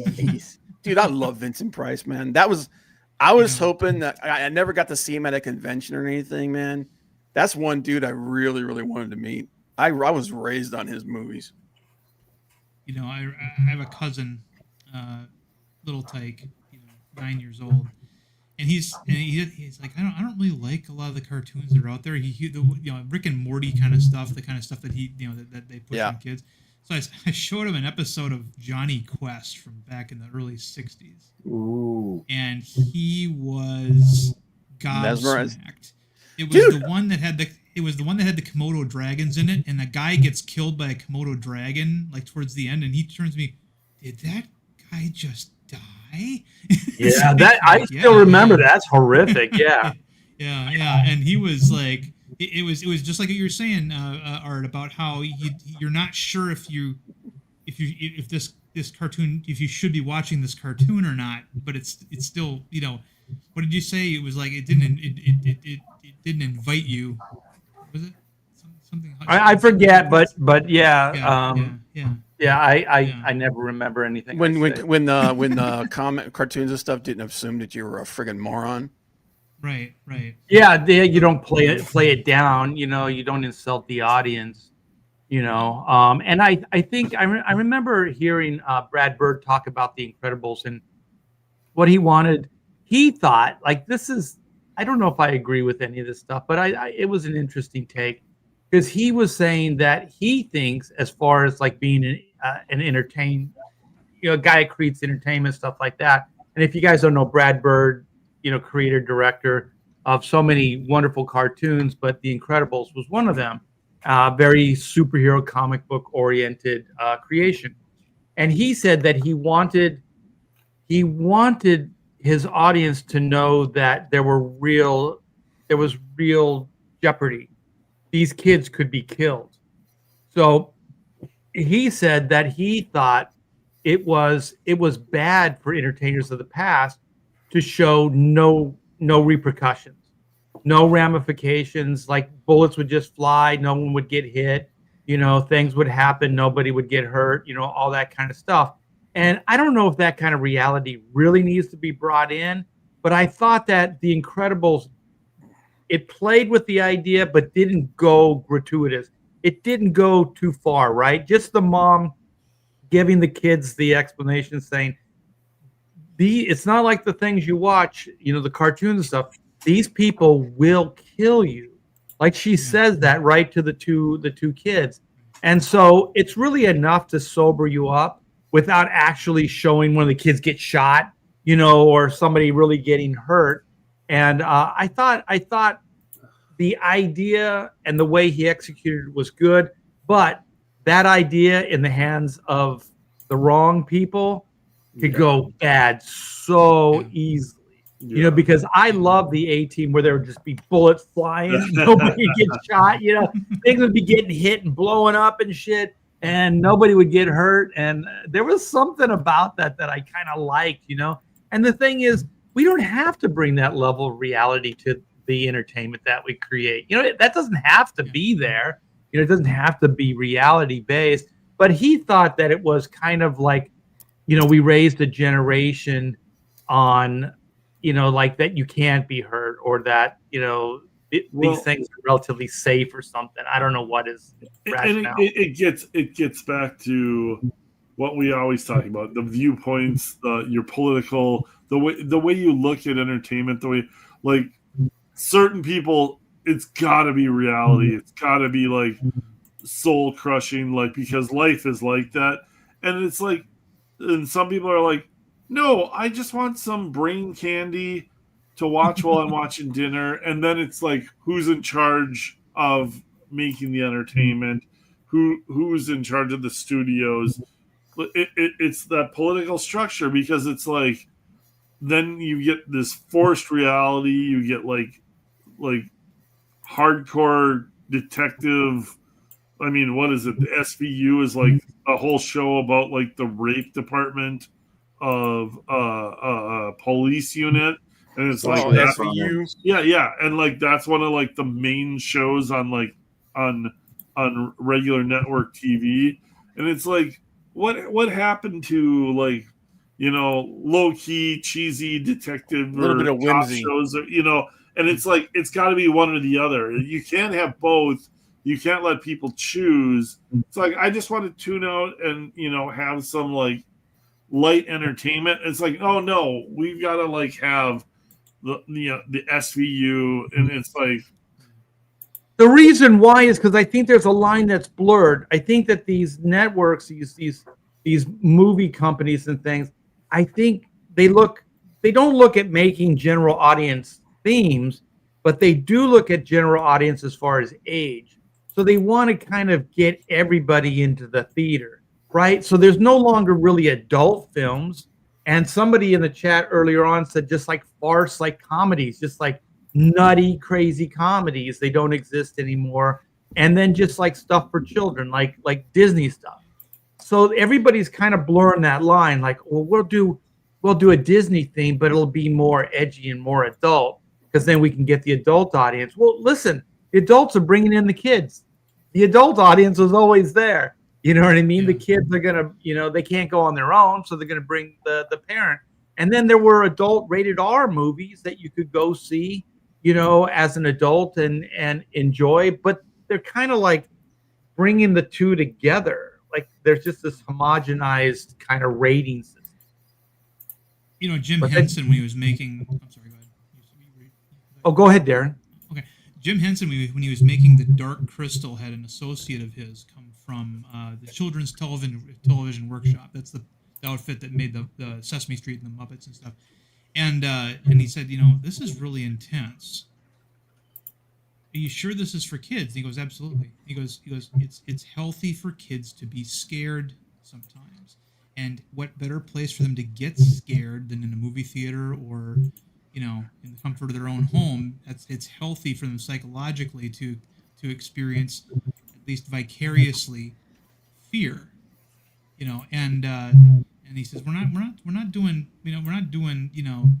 ripping people's heads off or anything, but the Skeksis were pretty scary for a kid. So was the chick with the one eyeball that she'd pull out all the time and show you. Stuff like that, and that Slee Stack. Yes, the Slee Stack. No, that the Slee Stack was that Land of the Lost. I know, but when Darren said that, it brought me right back to being a little kid, and the Slee Stack freaked me out. They were scary, yeah, they were weirdly the hell out. I don't care how slow they moved, man. The Slee Stack they were just like 1 second away from getting me. Yeah. Well, that's why I think Gavin Newsom's so scary, because he's basically a Slee Stack. He's a lizard person. Get it? But Darren's point is right. It's like having that safe fear. Like, be scared, but you're still safe. Like, that's a good thing for kids. And yeah, I think that thought process is on the money. Well, the Disney movies always had that. That was always a component to the earliest, even, like Snow White. There were stuff in that would scare the shit out of children, the trees and Beauty. Even the Wizard of Oz. Like, there were moments There's danger in the world. What's that? There's danger in the world. There's danger in the world. Yeah. but it wasn't gratuitous and wasn't like like Brad Bird's talking about. It's like, oh well, this character got shot or broke his arm or like these horrific things. Um, sometimes it's just like you said, just kind of fun fear. Just kid level fun and just keep it at that. And also like those things are what makes these things interesting. Like everything we do is like G versus E. It's good versus evil. So your hero's only as good as your villain. So you got to make that villain pretty intense. But at the same time, depends on what your audience is, the age group of your audience. You don't want to go too far and you don't want to go, you want to make sure it's kind of right where it needs to be. And comic books, I think for years, like good comics that we grew up with, understood that. Like they didn't play down to the kids. They were scary. Like the Green Goblin. Holy shit, man. That guy scared the shit out of me. The Green Goblin was a very, very good villain. Yeah. He had the right amount of just like the classic villain stuff, but he had also that fear. This is probably where Marvel really kind of beat DC in those days. Is you got the Green Goblin, you got Doctor Doom, you got the Red Skull. They had better villains. I mean, DC had Lex Luthor and the Joker, and then maybe Darkseid, but then it kind of the Batman Rogues Gallery. But like your heroes are made by your villains, and Marvel, I think, over the grand scheme of things, had a lot better villains. Yeah, I think Disney, like not Disney, but DC later kind of realized, and I think they kind of took it too far as well, but they kind of brought a little bit, I think it was Snyder, brought too much of the horror aspect to the Batman Rogues Gallery. But I like the idea that maybe there's a little bit of a horror element to it. Like even they're going to do this Clayface movie and they're going to do it as kind of a horror movie. So I think some of these elements can work, but I still like the super villain. You know what I mean? Like I want a good blend of like the super villain and that horror villain. And comics used to kind of understand that, but I think especially with Snyder stuff, it's gone a little too much horror, with the Joker wearing what is it, like Joker face, that was Snyder's Joker. The new was it the Absolute Universe thing?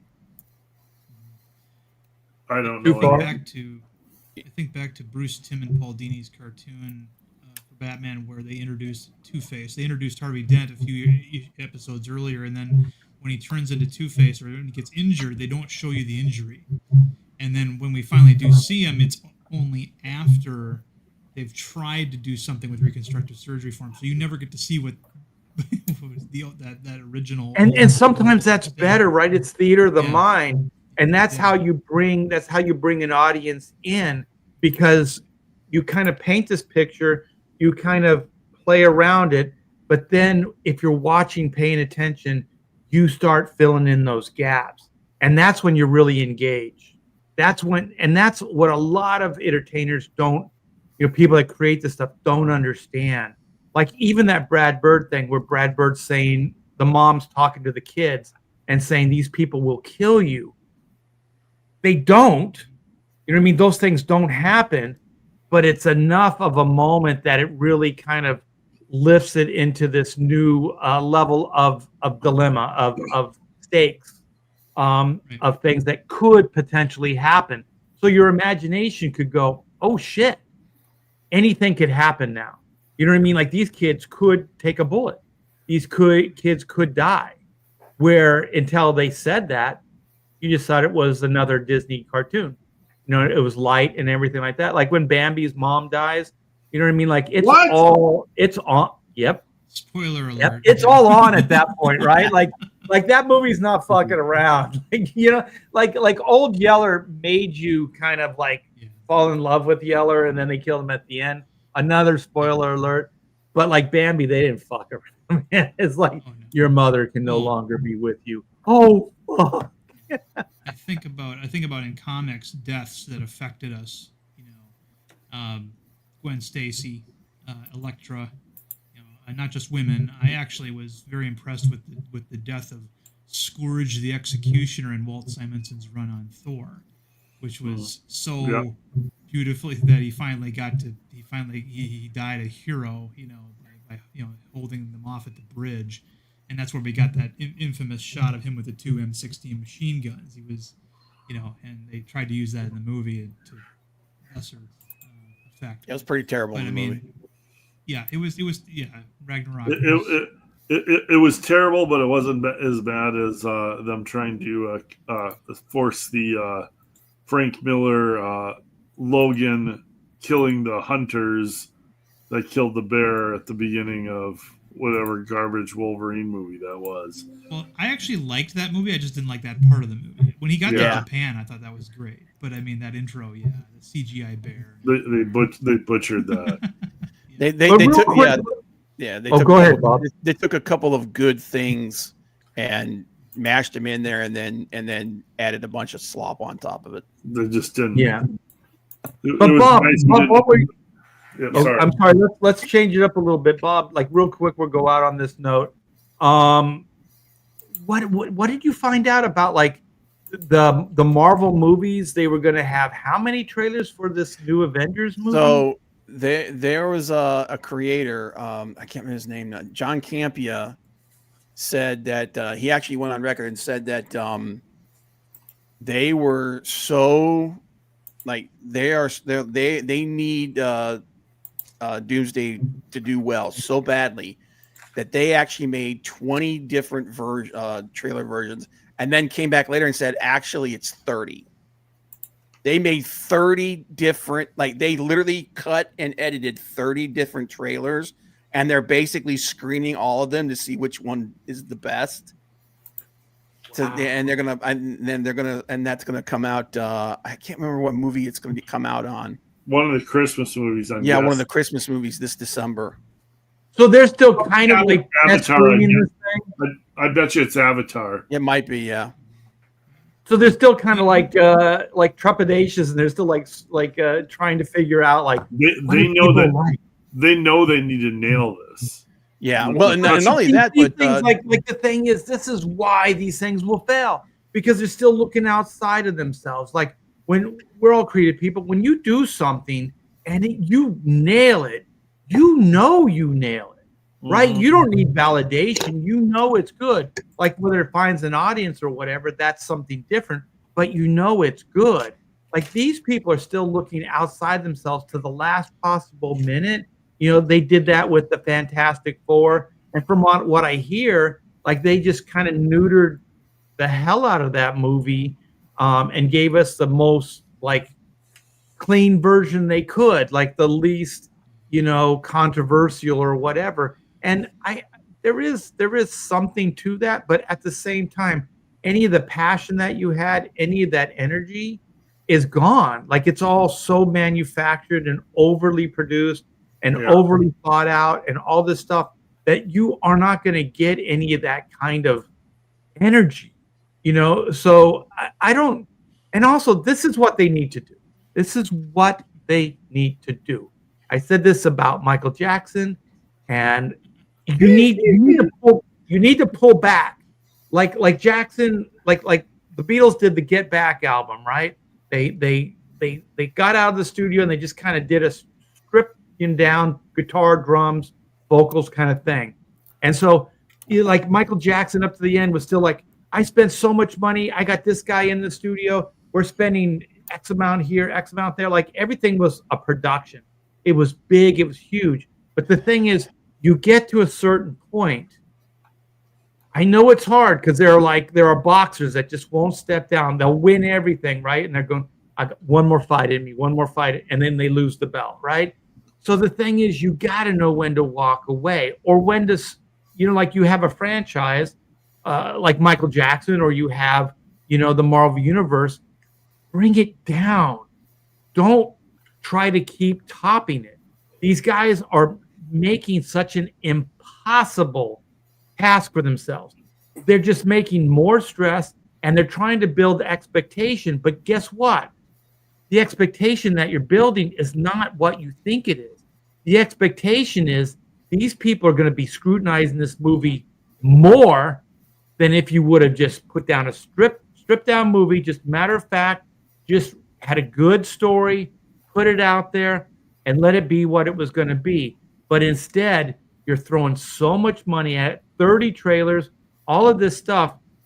You're not going to build it back up with one movie.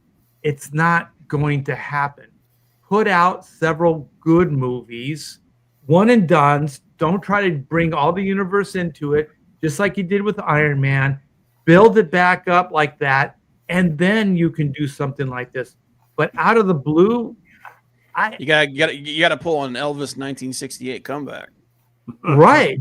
Yeah. They've got the apparently they've hired the Russo brothers to be the architects of the restoration of the Marvel universe now. Yeah, they bring them. Yeah, they're not relying on Feige to Feige is no longer going to be the only member of the Brain Trust anymore. They're bringing the Russo brothers in. Right, but if you think about it, even that's like, okay, Russo brothers, you can fix everything. It's still by committee. Yeah. Right. It's like, well, even if it wasn't, it was like, that's a lot of freaking pressure. One movie, you can't do it. DC thought that Superman movie was going to be it. It wasn't $1 billion movie. It just wasn't. This movie might be just because they're going to pump so much money into it, but also the returns are going to be less and less and less. You know what I mean? Like, you can't just throw $1 billion and then get $1 billion back and say it's a hit. You know what I mean? Like, if you do strip down these movies, spend less, write good stories, personal stories about these characters, and then build it back up. But diminish the expectation and then build it back up. Otherwise, it's just a losing proposition. You're not going to be able to top 10 games. You're not going to be able. I'm going to butcher the phrase, but what is it? You can't catch magic in a bottle, or you can't catch lightning. In a You bottle can't. twice. Lightning doesn't strike twice, so you can't capture lightning in a bottle. Yeah, and it's like those pre Endgame Marvel run. You're never going to touch it. There was never anything like it. No, nobody's ever going to touch that again, and you're not going to recapture it with this. This is desperate grab from a desperate company.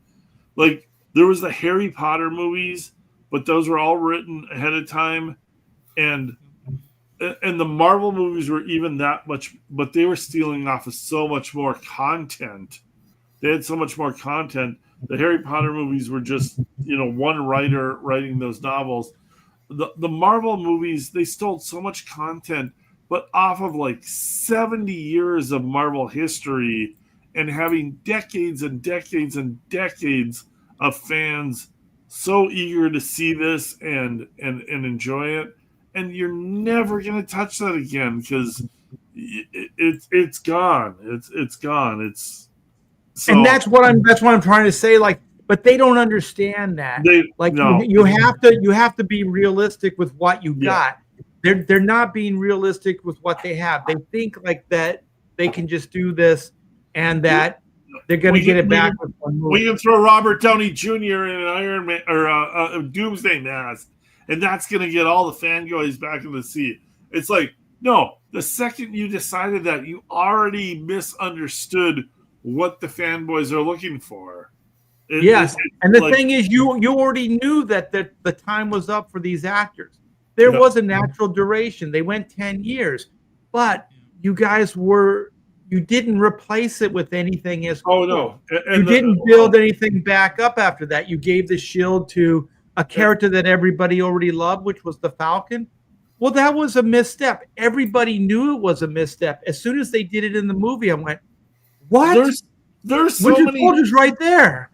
There's so many different ways that it got kind of pissed away. And obviously the saddest is Chadwick Boseman, because he's like the one guy that could have held up the banner and kept the whole thing going, because he had that kind of charisma. He had that presence. He had that stature in the movies. And I mean, that was just a tragedy. And then Brie Larson was obviously a massive misstep. That was a mistake from the word go. Yeah, it was a non-character. She was a non-character. Yep. And then the Falcon. It's like Falcon's a great character in and of himself, and then you try to like shoehorn him into being Captain America. It didn't work in the comics. It was a mistake in the movies. And then who else do you got? You don't have a lot of like big name characters that like you and Thor is still around, but they trashed the Thor movies. Like those went downhill fast because they didn't take him seriously. And just think about this. Okay, you brought up Thor. Okay, Chris Hemsworth is a badass. Also, he was one of the originals, right? Yeah. Okay, they're wooing Robert Downey Jr., right? Okay, let's just say they didn't do that, or they're not going to do that. All right, Chris Hemsworth, his character Thor, already has a story arc that hasn't been resolved. He never became king. He never became king of Asgard. Rune King Thor, man. Right. He was never a leader. Well, think about it. Okay, he doesn't become a leader of Asgard, but he does become the leader of the Avengers. So if he was worthy or could be worthy of being the king of Asgard, he could easily be the king of the Avengers. And what I would do is I would do the Vision. The Vision is a very noble character. Also, the Vision is somewhat understands like Tony Stark, so he could be a little bit of a proxy for Tony Stark. And also, if you wanted to, he could team up with Thor. Like they could be like, he knows this stuff. He's got this information. Thor's got the ability to execute it. The only thing is you don't have a character that would necessarily be like Captain America, like all altruistic, because you did have that with Chadwick Boseman. Spider-Man. You had a character, but he was also a king. Well, you know what I mean? Spider-Man. So you could play that arc with the Thor character. You know, you would have to do a series of things to redeem him, to where he makes the right decisions. He becomes the guy that you can rely on. He becomes that guy that's kind of like Steve Rogers. You know, you could do that, and also that guy's an actor's actor. He could pull that shit off. You know, and you could get a different side of Thor that you haven't before, and you're using the characters that you already have. Dude, I would if they actually did a decent Rune King Thor storyline. Holy shit, that would be badass. But you guys are missing the point. They'd still need a hot female character. Black Widow's dead, and you need something to bring both the left and the right in. So you need a hot chick. No. You're missing it. You need a hot chick that'll bring the right in, and then you'll need a character that'll bring the left in. What do the left loves? They love furries. Tigra is sitting right there. That's not gonna work on the big screen, man. That's some weird. Her fuzzy tail, dude. That's some weird tail waving around. She's a classic Avengers character. Has a ton of storyline. Can interact with all the guys. She's always in a bikini. She's a little fuzzy, Bob. Do not hold that against her. Yeah, I love Tigra as a comic book character, but I have to agree with Art, especially after we saw the reaction to the Cats movie. You know, back in the 80s when Cats was the talk of Broadway and off Broadway. We were a different country back then. We didn't have internet. Nobody knew what a furry was. No, This is the perfect resolution. The Cats movie bombed with Taylor Swift. You cast Taylor Swift as Tigra. She has a redemption. No. She has a redemption arc. You're going in the wrong direction, man. Hang on. AI is the big thing now, man. Yes. No, you do sexy Jocasta. Yeah. Oh, sexy Jocasta. We could do that. And the thing with AI, if you're gonna have Vision be the Tony Stark character, you bring in Jocasta, and she's a sexy hot bot. I could see Sydney Sweeney as Jocasta and Tigra. I could also see Sydney Sweeney making out with a robot Jocasta Sydney Sweeney. That would be definitely. I'm just going with what Clint's laying out here, man. Don't pin this shit on me. I'm just trying to help sell some movies. I'm all about selling. I'm sales oriented. I think I like Drunk Clint better. Break out the scotch, Clint. You're not the first one who said that. Sydney Sweeney is Power Girl, dude. I'm down with that. Power Yes. Girl. I would also accept her as Black Cat in a Spider-Man movie. Get her that platinum blonde wig. Yeah, that would work. That would work for sure. All right, well, let's bring this show to a close. I do have some business that we need to take care of. I have a campaign. It is called Black and White, and it is rocking the universe. This is Volume 3, Sins of the Father. Here is the killer video. Enjoy.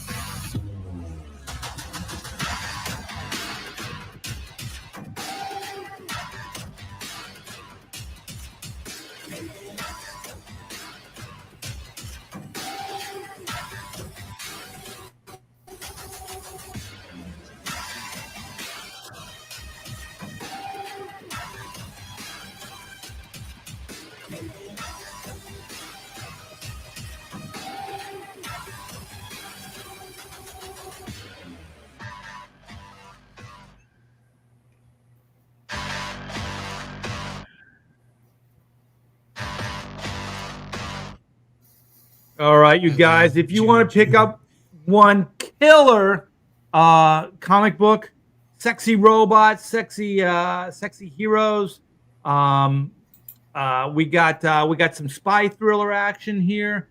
We're going to get into the Sins of the Father storyline, which is going to get into Reed Blackett's past with his father Alexander, what happened, the mysterious disappearance of Alexander, all that good stuff. Why Reed left the MI10 and all that other good stuff.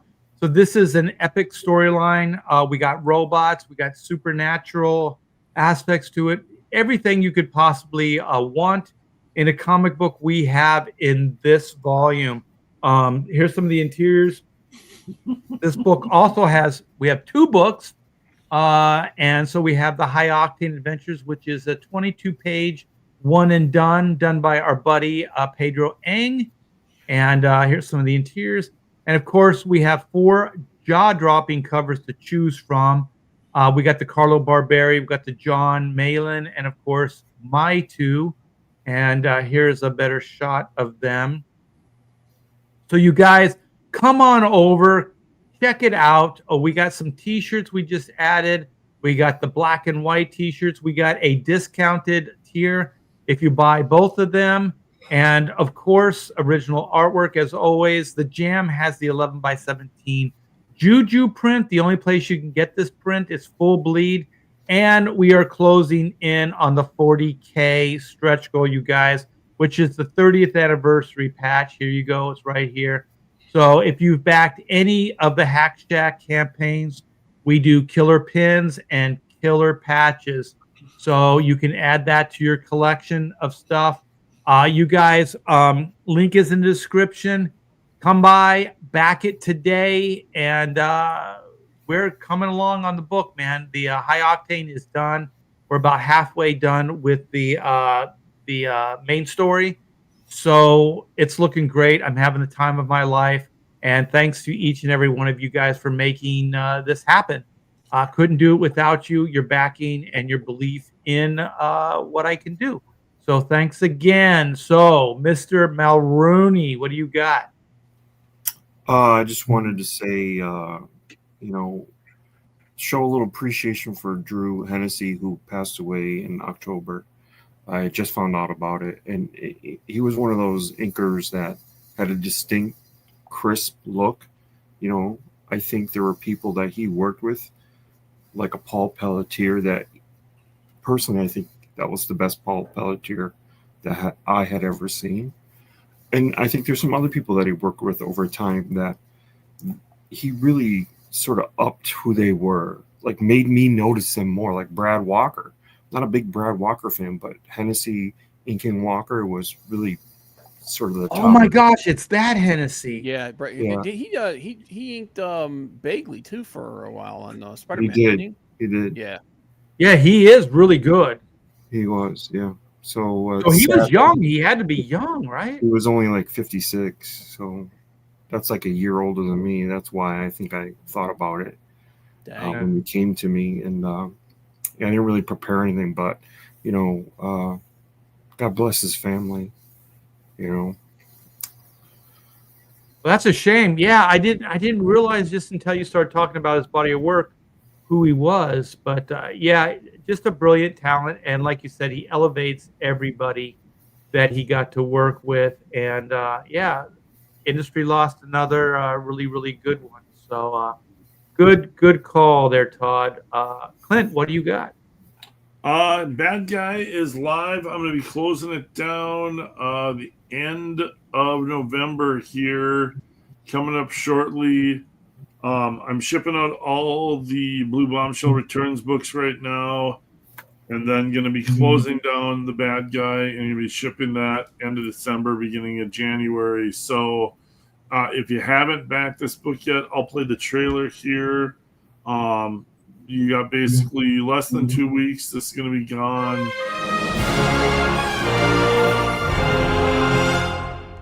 Go full screen. I think I did. Maybe I did. Click the video.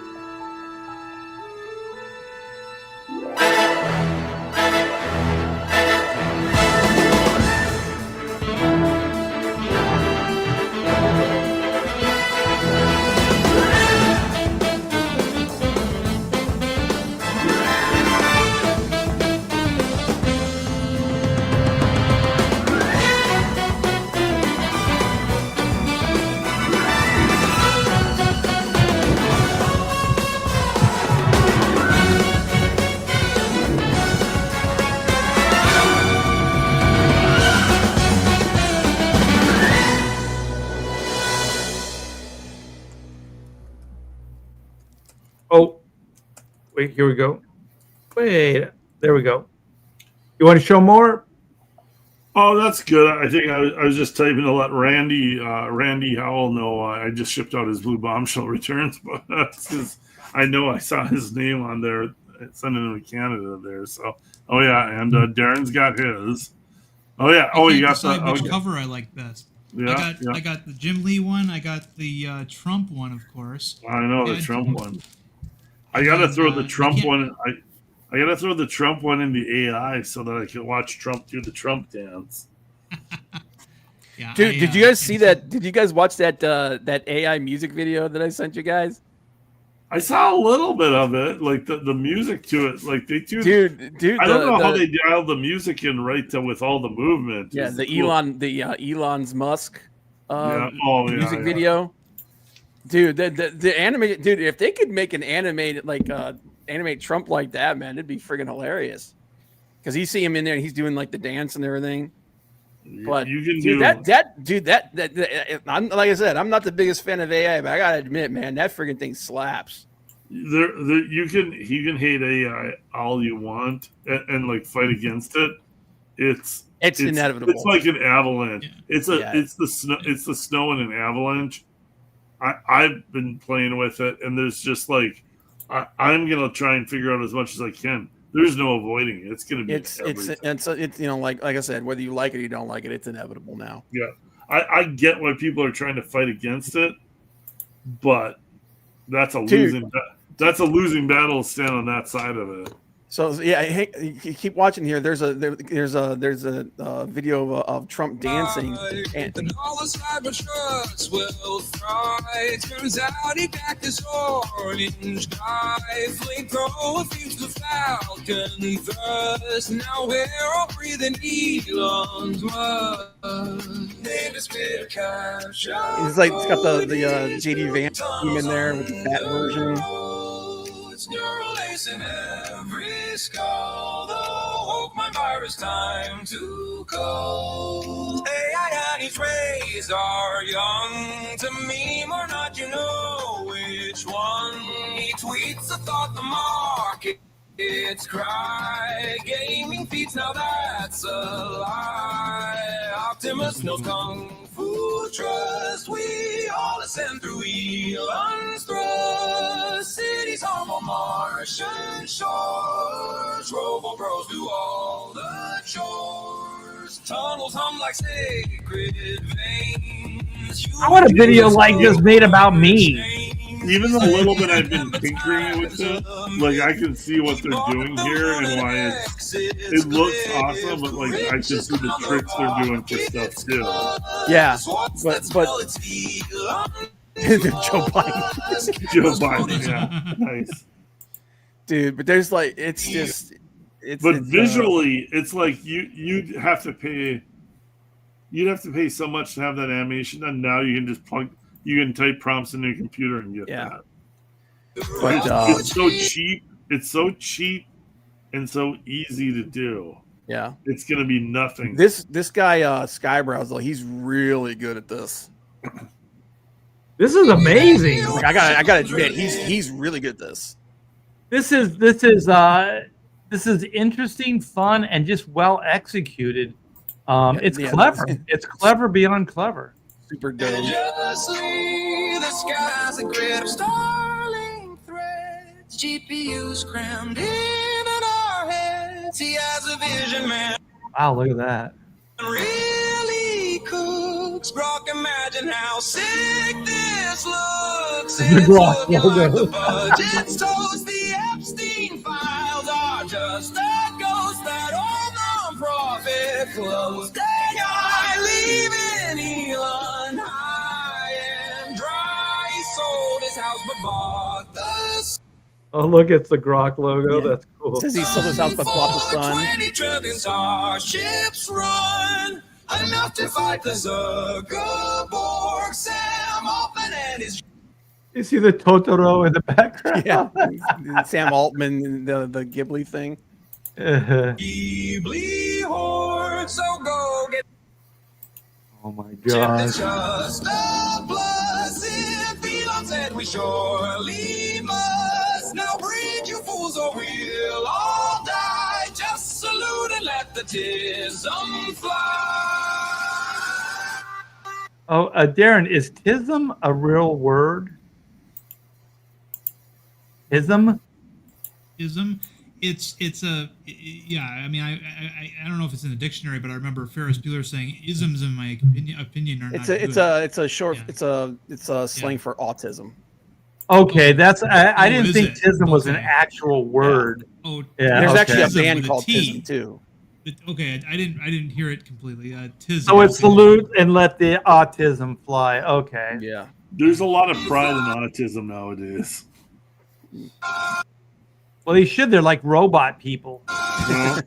They're smarter than we are, Clint. They're smart. Exactly.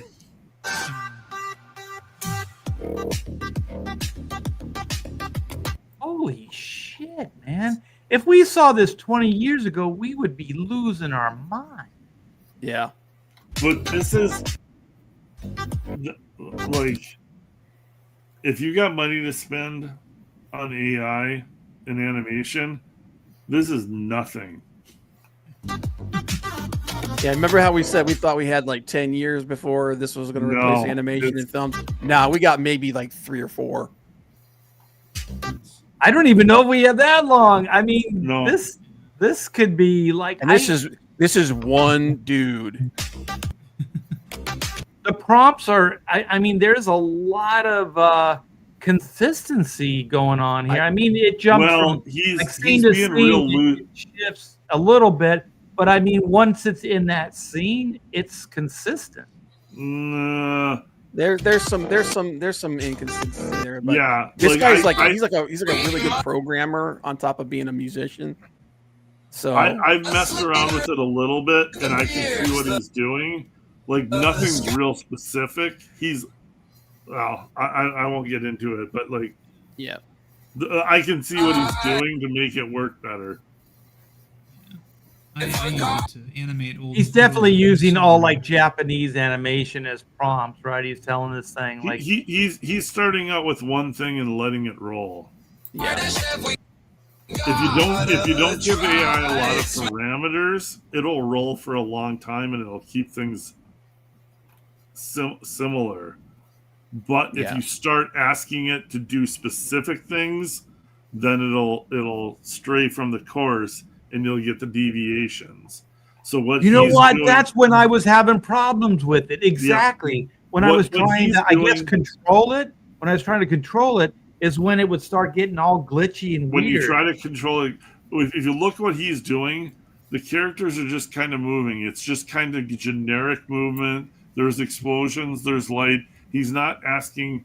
Only once in a while, if he's asking for like the Joe Biden Elon Musk clip, he asks for one thing and it's only for 6 seconds.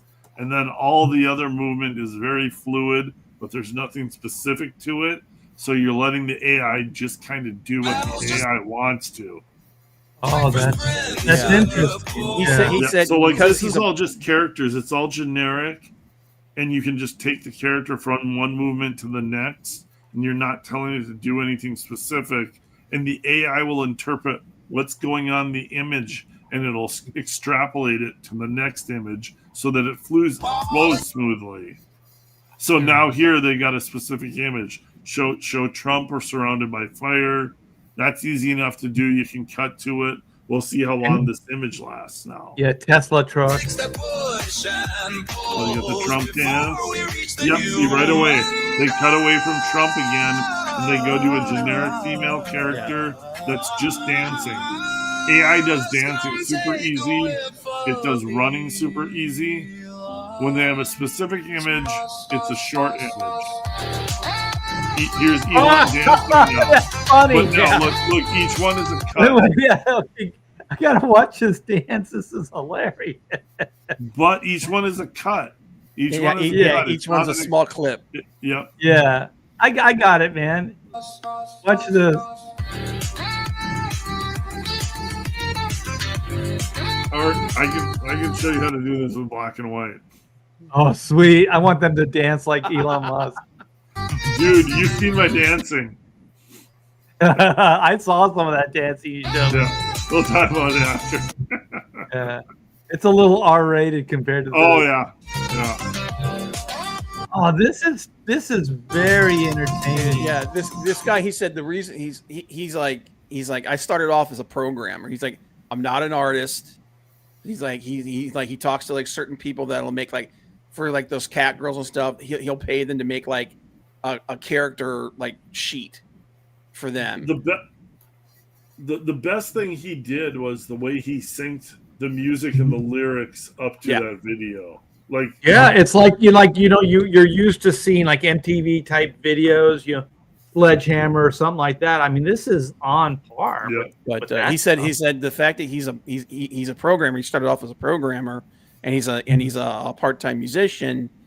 And then when this came along, he kind of got ahead of the curve a little bit because as a programmer, he was able to figure out the programming language and everything, and basically trick the AI into giving him what he wants a little bit easier.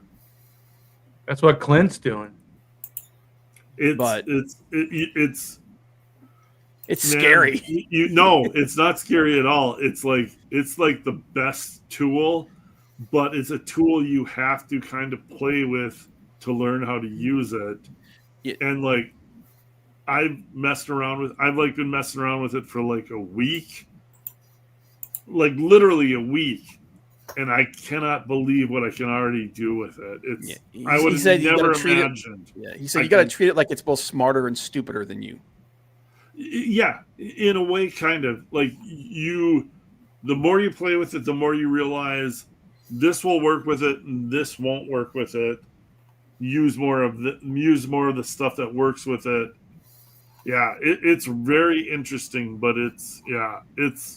Yeah, I think I got into trouble when I was being very specific. And when I was working with Darren on some of the stuff, we were trying to be very specific. And remember, the arm just wasn't working. Yeah. We wanted Whitney pulling off on the robot's arm. Yeah. And it just really wasn't going to do it. Sorry. Yeah. But anyway, Darren, what do you got? I know you got Demifoot. It's getting closer to release launch date. Yes, I've decided to heed the warnings of my superiors in the comics crowdfunding community and hold off on this dead zone we're about to enter.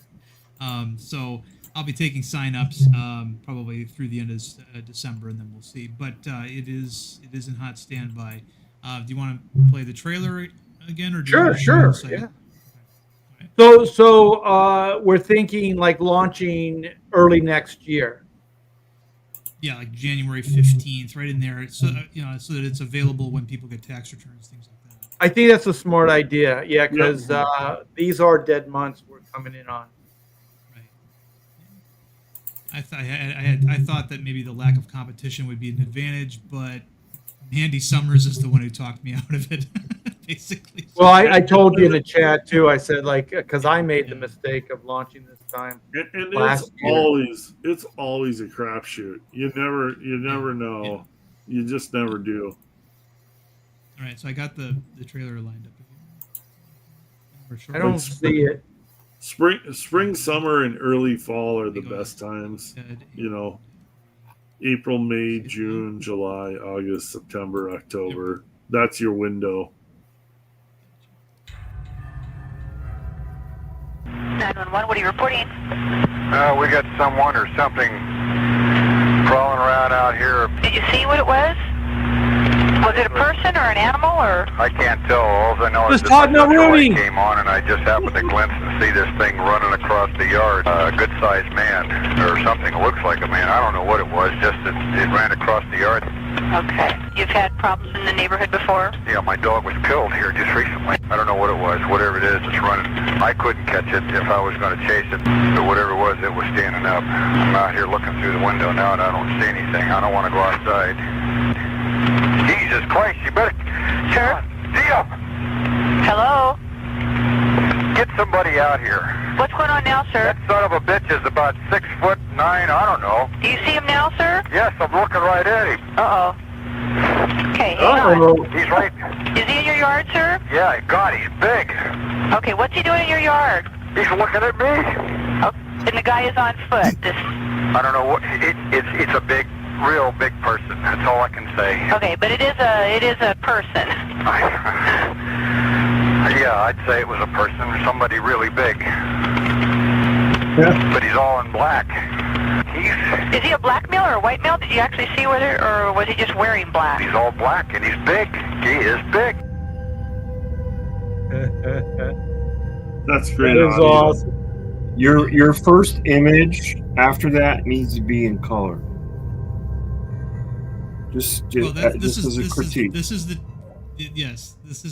a teaser trailer. Now, right. I'll just show you. Bring up the website here. Nice. This is a full color comic.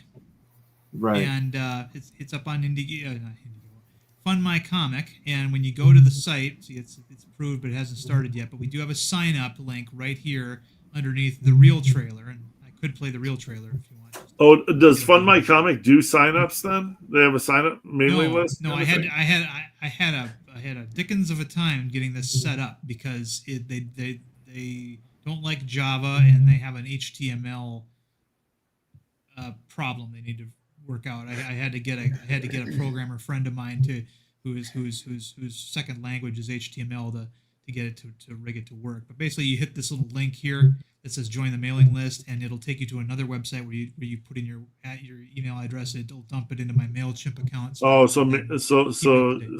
Fund My Comic doesn't have a built-in mailing list thing. No, they don't, and they do need one. I've told Luke Stone that, and he's I'm sure they realize it. Yeah, but this is a full color comic.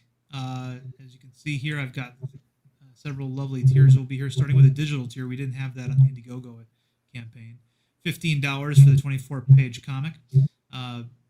We've got one that includes here a Jumbo Javelin trading card, a T-shirt, a lunchbox, the immortalization tier where I'll put your name on the back cover. And then we have a large one here if you want to have a cameo in the comic, and there are only 3 of the slots available. And then we also have a retailer tier if you want to get a special deal on 5 copies, and then a collector's tier for 3 copies, one to read, one to save, and one to sell on eBay. But this is the first step in a lengthy series.